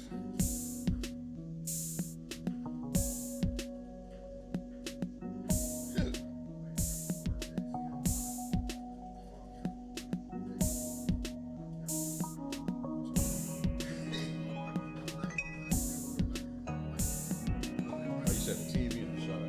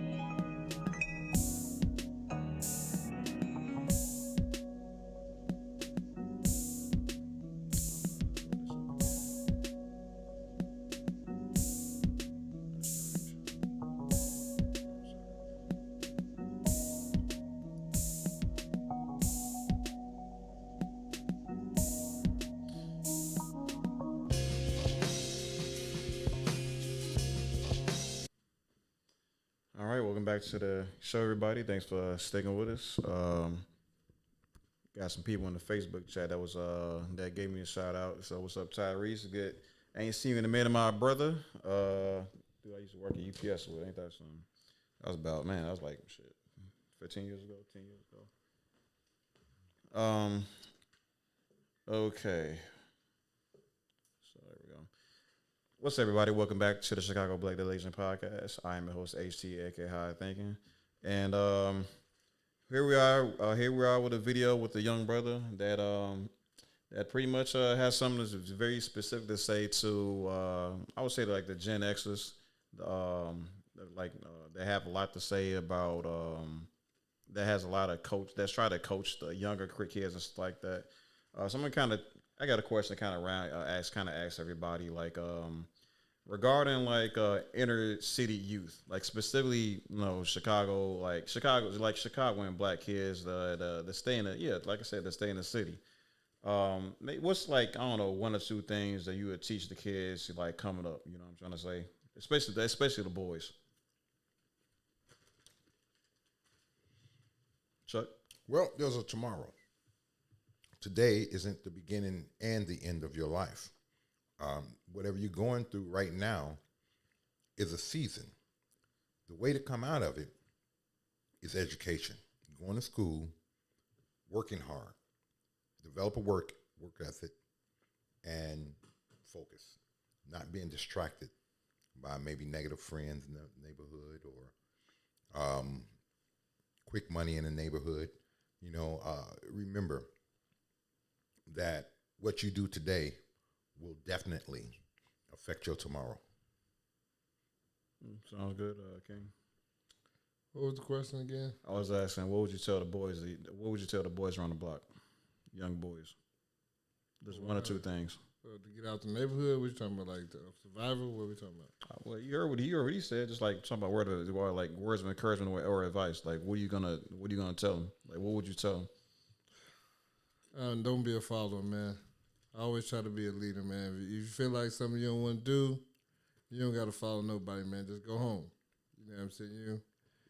Because a lot of times you get into a lot of trouble, man, by following other people in life. You know what I'm saying? Your gut tell you not to do it, but you like, I did it because they did it. You know what I'm saying? So if you ever get into that type of situation, listen to your gut, man. Get up out of there. It save your life sometimes. You sound good. Okay. Jay? Man, I don't even know how I could even follow up after that, man. They laid out some good answers, bro. I mean, what you want from me, bro? What you really want from me? What you really want from me?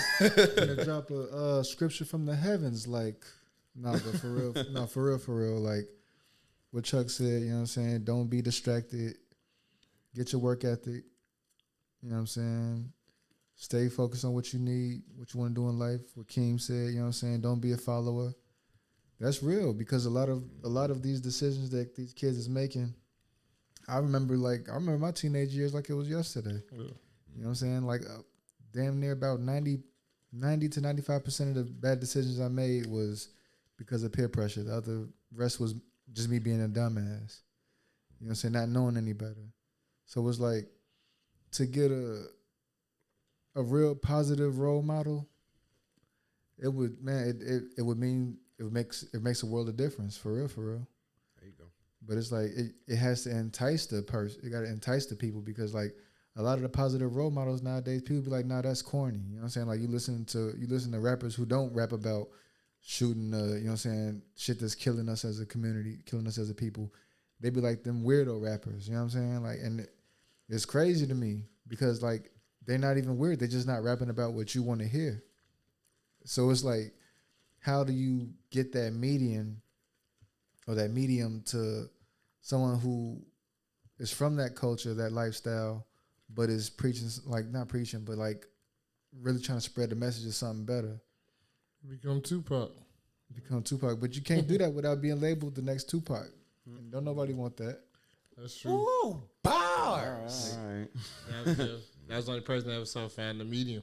Yeah, that's true. And I would say Bob Marley was sort of a medium back in his time, because he came from the streets. Yeah, but all his music was always positive, though. You know, he was always, And that's another point I was gonna make. It was during the time where you can come out with positive music, and it would sell like crazy. Nowadays, since the inception of NWA, gangster music has, like, they seen that as something. I'm not gonna say that they saw it as a means to control, you know what I'm saying, inner city youths or whatever, but when they seen there's a correlation between the crime rate and rap music, you can't deny that there was something there, that they see something there in the music industry. And now it is a thing with trap music.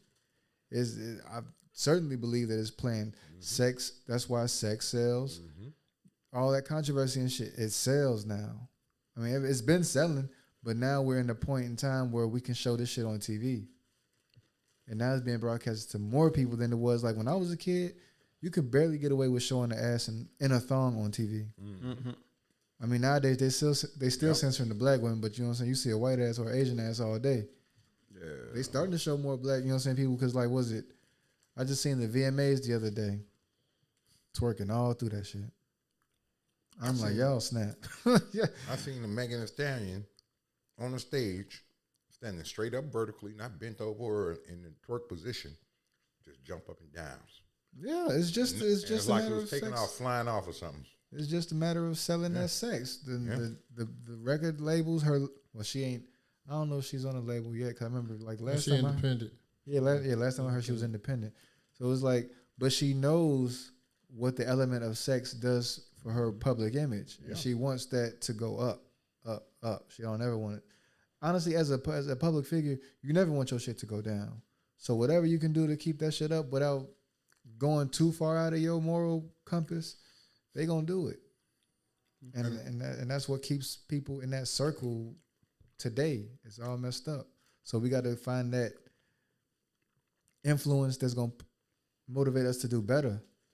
You know what?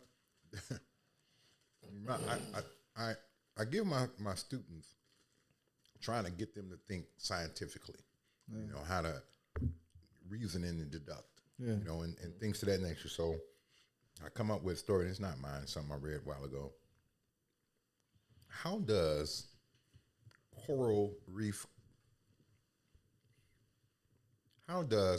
driving your vehicle every day affects the coral reef crab?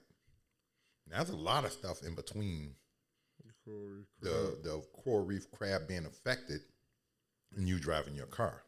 You know, fossil fuels go up in the air, create acid rain, bring up the acidity level of the ocean. It affects the coral reef. Coral reef can't survive. The fish that thrive off the coral reef die, and the crab have a population boom, and then they die because they eat up all that, and there's no more coral reef, right? How does the Democrats benefit from? And I promise you, I don't want to sound like a Democrat hater. I'm not. I'm actually hurt. But how does the Democrat benefit from the youth continuing to listen to the negative music of today or some? God damn. I know it was cool. I did close it. I thought I put the lock on it. Yeah. Keep talking, man. Yeah. Anyway, nevertheless, how does that happen? Well, they censor music. The government can censor music. They can put censors, and they've done it in the past, video games and music. But they allow this to continue on because it develops a mindset in the youth that listen to it, and they usually don't progress. They try to mimic what they hear. As a result of it, they wind up being dependent on public aid, housing, and everything else, and then teach their children to do the same thing. And the benefits go to the Democrat because these programs are how they make their money. I'm going to take a quick break here. Okay. Oh, yeah, you're going to grab it. Yeah. So you got to slam it.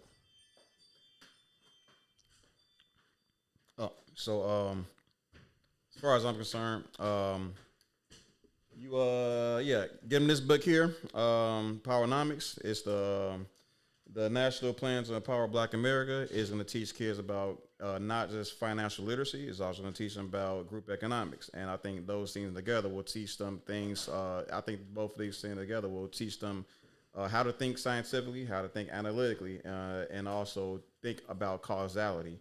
When you have to focus on, how do I put this? We have to focus on yourself and yourself alone. That puts you in a survival mode. But if everybody's thinking about the community, then it takes you out of that survival mode. You can think more so about productivity. So that would be the thing that I would kind of talk to the boys about. Teach them about financial literacy. Teach them about how financial literacy can be married in with the community. So yeah, that's real. Financial literacy, definitely that too. Real talk. So, all right, let's get this show on the road. in the long run. And so I'm finna break this down to you in the same way that I broke it down to Buddy that was in jail, and the same how I broke it down to this kid. Because you thinking that you standing on business and you doing what's right for your friend, but you let other people down in the midst of that and make you lame as hell. It make you a coward in my eyes. And so I just want to, and I can speak from that because I spent 5 years in jail for doing some real nigga activity, right? And so that bothered me. It bothered me that somebody leading this baby down the same path that they led me down. It's bothering me that somebody ain't trying to cuff him and stop him. Instead, these grown men that's my age, these grown men that's 35 plus, that's 40 years old, is entertaining this ignorant ass street life. We losing babies behind this. We losing our nephews and our sons behind this. We losing kids in our community. It's mamas grieving, literally grieving daily. People are dying daily behind this. And y'all still trying to glorify this?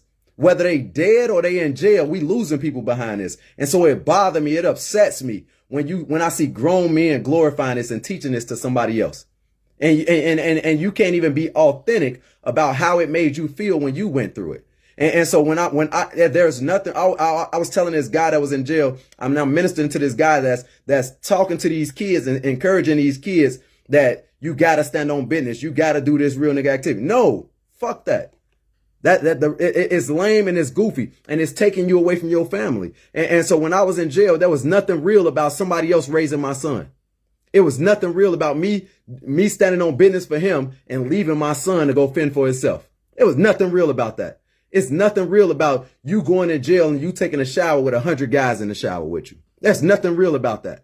It's nothing real about you going to jail and your mama grieving, your mama crying because she don't get to see you for the next 5 years. I remember getting on the phone. I remember calling home one day and I remember talking to my mama on the phone. And I remember talking to my mom and I'm thinking I'm finna call home on this good Sunday and everything finna be cool. I had been incarcerated for 4 years at that time. And I get on the phone and I talk to my mama and she's crying. I got 1 year left. She's crying. I'm like, what's wrong, Mom? What's wrong? And she said, and I remember her saying it as clear as day. I hate you. She crying. And I only seen my mama cry twice. One of them was the first time it was for 9/11. The second time it was because of me. I hurt my mama. Now let's take some accountability. I hurt my mama trying to be a real nigga to them. And I got my mama crying over here. That's real nigga activity.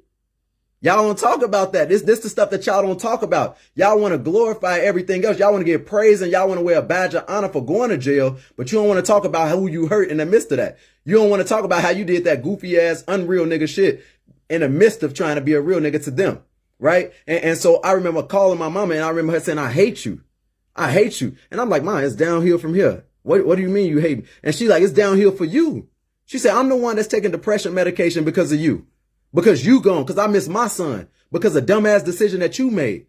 And I'm thinking it's over. And I'm like, it's over. It's down here. I'm trying to convince her, like, stop crying. It's over. And she's looking and she's bawling, but she's speaking her truth. She's telling me, she say, you hurt me. I'm still hurt. I'm still hurt. It's not over for me. I still don't see my baby. I still can't see my son. It's over for you. It's not over for me. And even in the midst of her hating me, I remember getting off the phone with her. And I remember getting a letter in the mail that day. And I remember her sending me a money voucher. And I remember getting money from her. And so now I'm in my mind, she hate me, but she loved me enough to send me money. She hate me, but she come and visit me regularly. Ain't nobody else doing it. And so the realest nigga stuff that I could have done was change my life for my mama. Change my life for my family. My son out here depending on me. The realest thing I could have done was get my life together and stay here for him. My community depended on me. The realest thing I could have done was stand in this community and be a father to all the boys that daddies that ain't here. The realest thing I could have done was make better decisions in my life so that I don't end up in there and let the people down that's taking care of me, letting down the people that's holding me down and the people that love me for real. The real love is telling me, no, I ain't finna do that. Real love is pulling me up out of that and saying, you ain't got to do that. You can go a different way. That's real love. And y'all think that these niggas love y'all for real. No, your girl love you for real. But you want to risk going back in jail and letting her fend for herself. That ain't real nigga activity. Ain't nothing real about that. Your girl sending you money and she got the kids outside. And she got the kids while you locked up. Ain't nothing real about that. My mama was paying for a lawyer while I was in jail. Ain't nothing real about that. Get your life together, man. All right. Okay. Any initial thoughts? Sometimes you can see someone's spirit, somebody's soul, and that brother just showed you is that had to come from experience. That's real talk. I haven't heard it any better than that ever in the 55 years I've been on earth. That brother is, I agree with him 100%. There's nothing I don't agree with. So, like I said, majority of the message is mostly about what I got, at least from the conversation, or what he was explaining was, well, not just, respecting the women of your life, like your mom and your girl, obviously your daughters as well, nieces and nephews, everybody, your community, your family. You low-key got an obligation to help as much as you can. You know what I'm saying? I mean, that's what being a man is about. You know what I'm trying to say? And to succumb to like a moment, like a brief moment of like,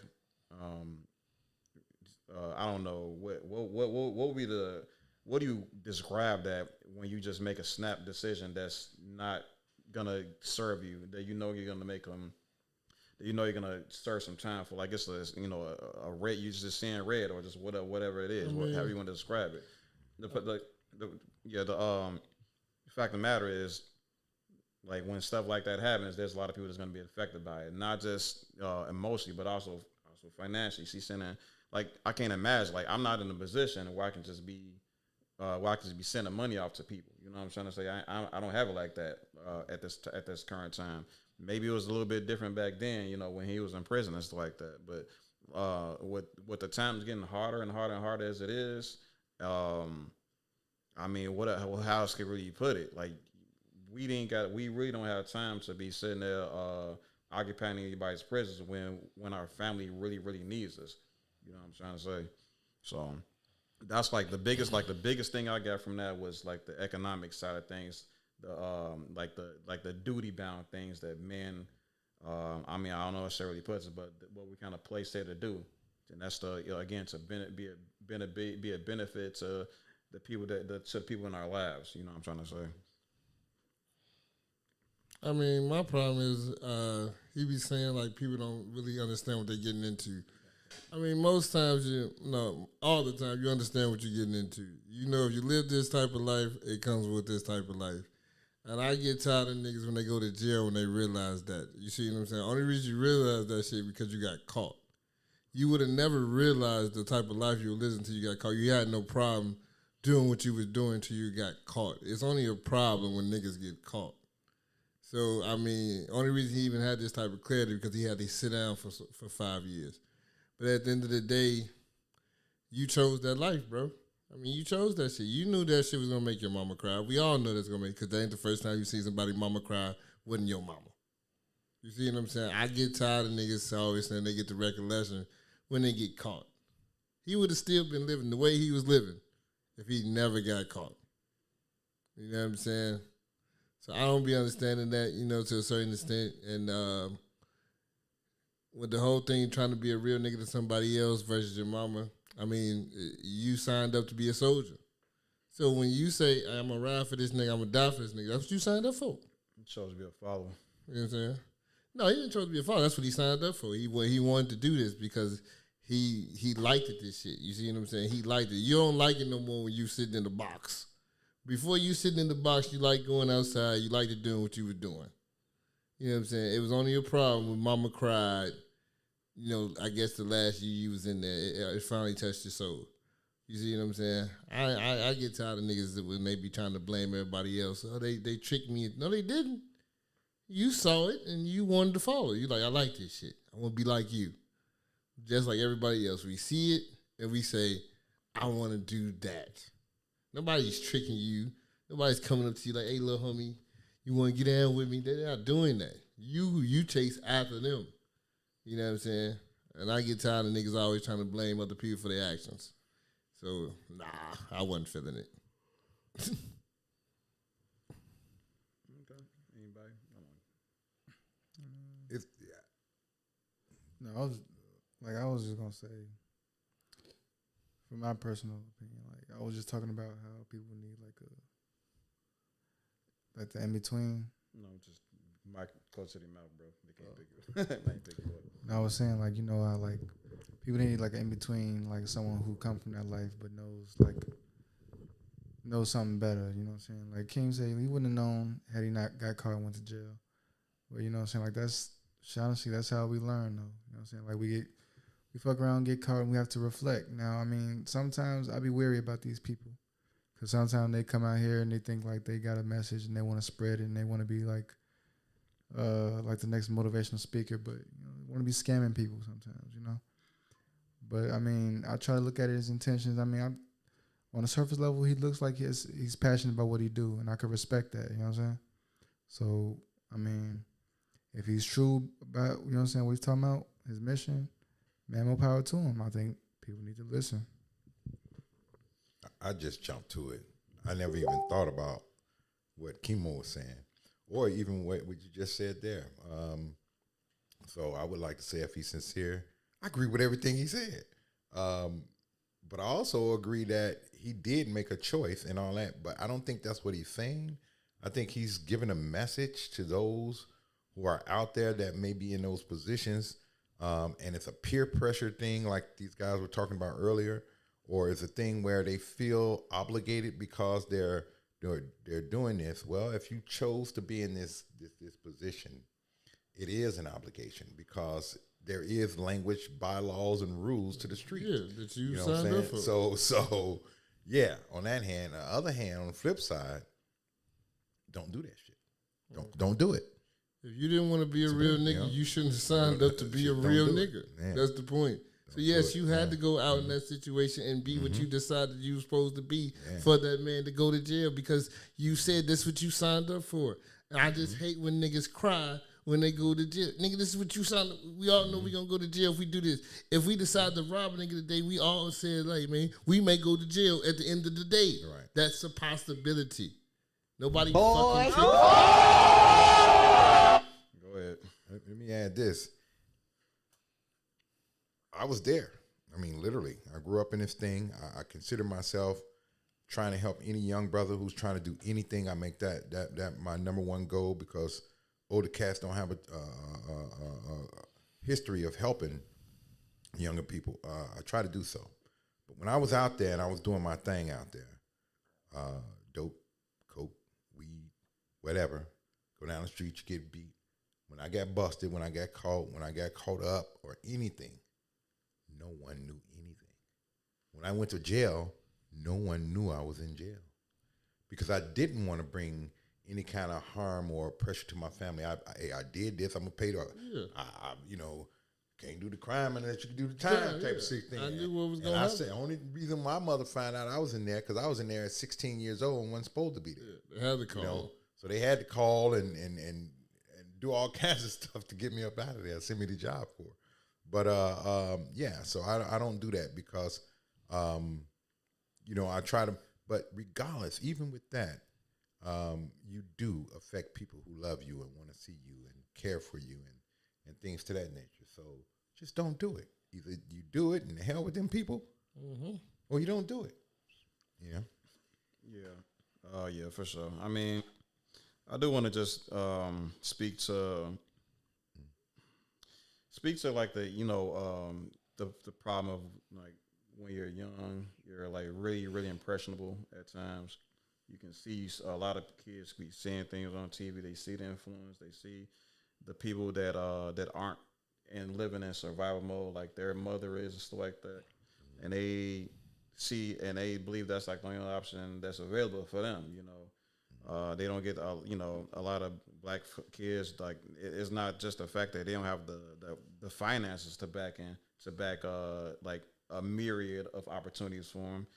I mean, sometimes there's not even an example for them to go off of for them. Like like, what if there was like a bunch of, I mean, you know, imagine they try to get, they try to throw the military at you, you know what I'm saying, at that age as well. They try to throw some other things just to trying to swoop you up and get you kind of caught up with that type of wave and whatever like that. But imagine like some black brothers that was like some pilots or something like that was coming through and trying to inspire kids to fly planes and stuff like that. Imagine like some architects, some scientists, like just like maybe more black teachers or something like that, male teachers or something like that.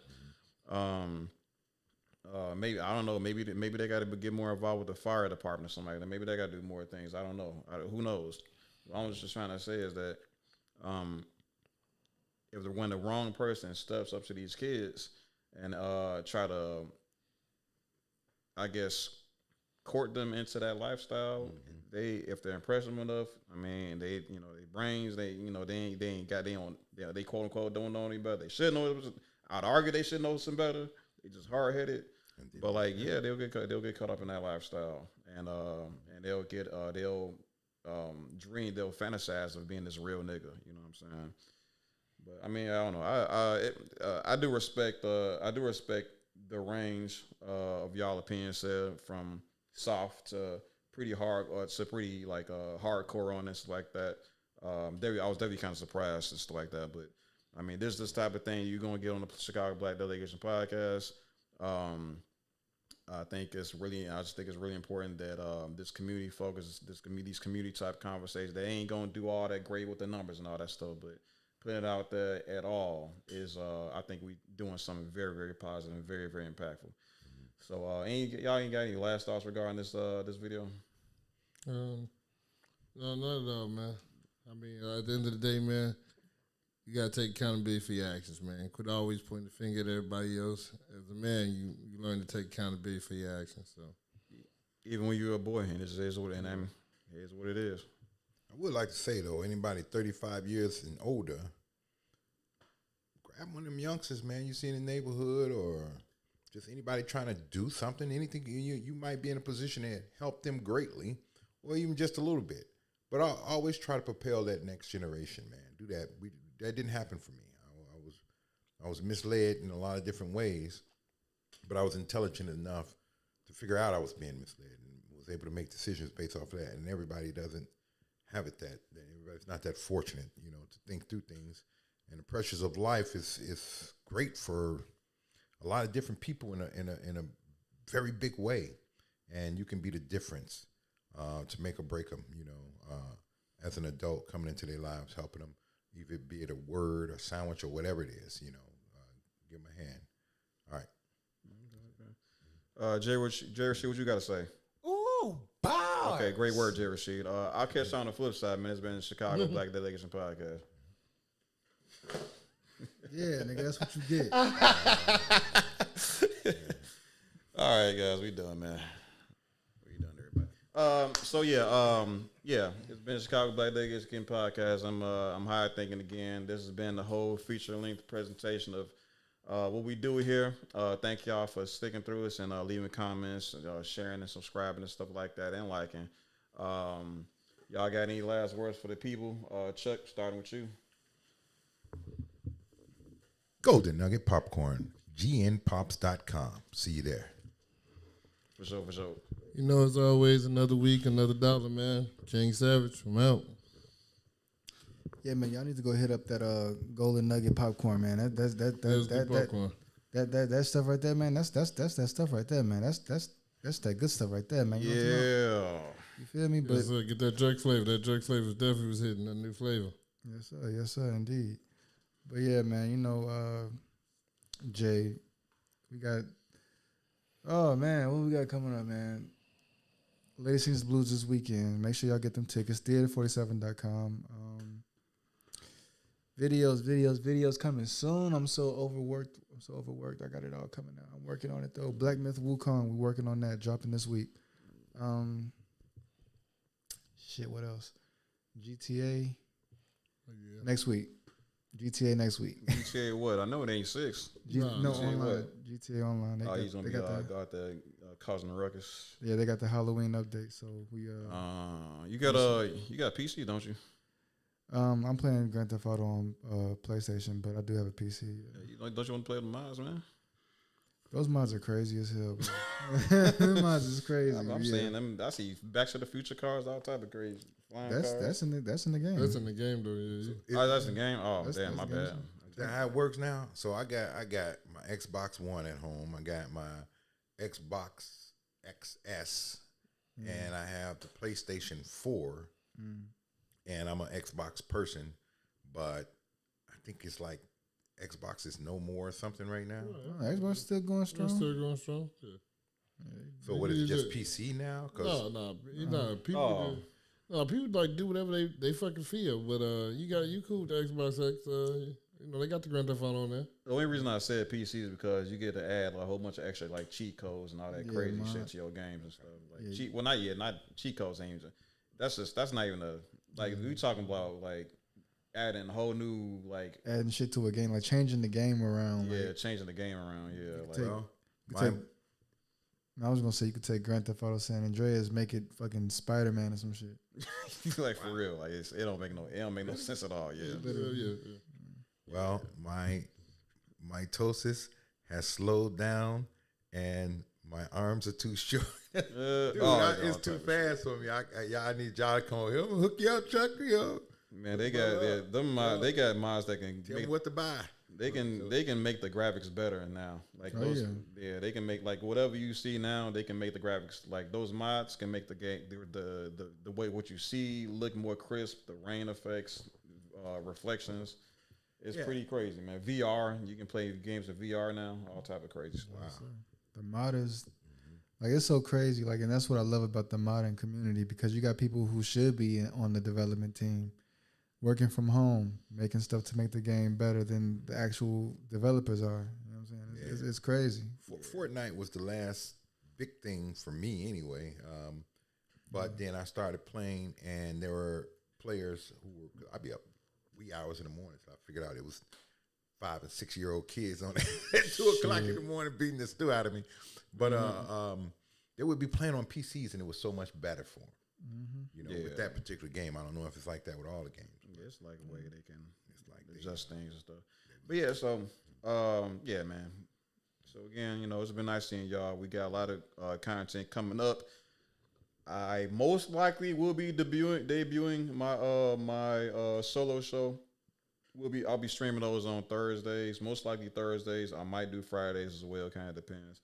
I'm kind of going to be starting. I'm mostly going to be doing a lot of like pop the balloon stuff since that's trending so much. And I want to talk about relationships a lot more.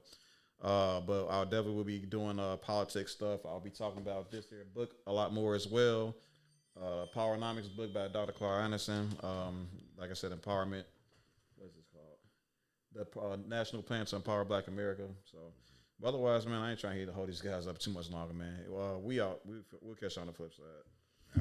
Peace. Kings and queens.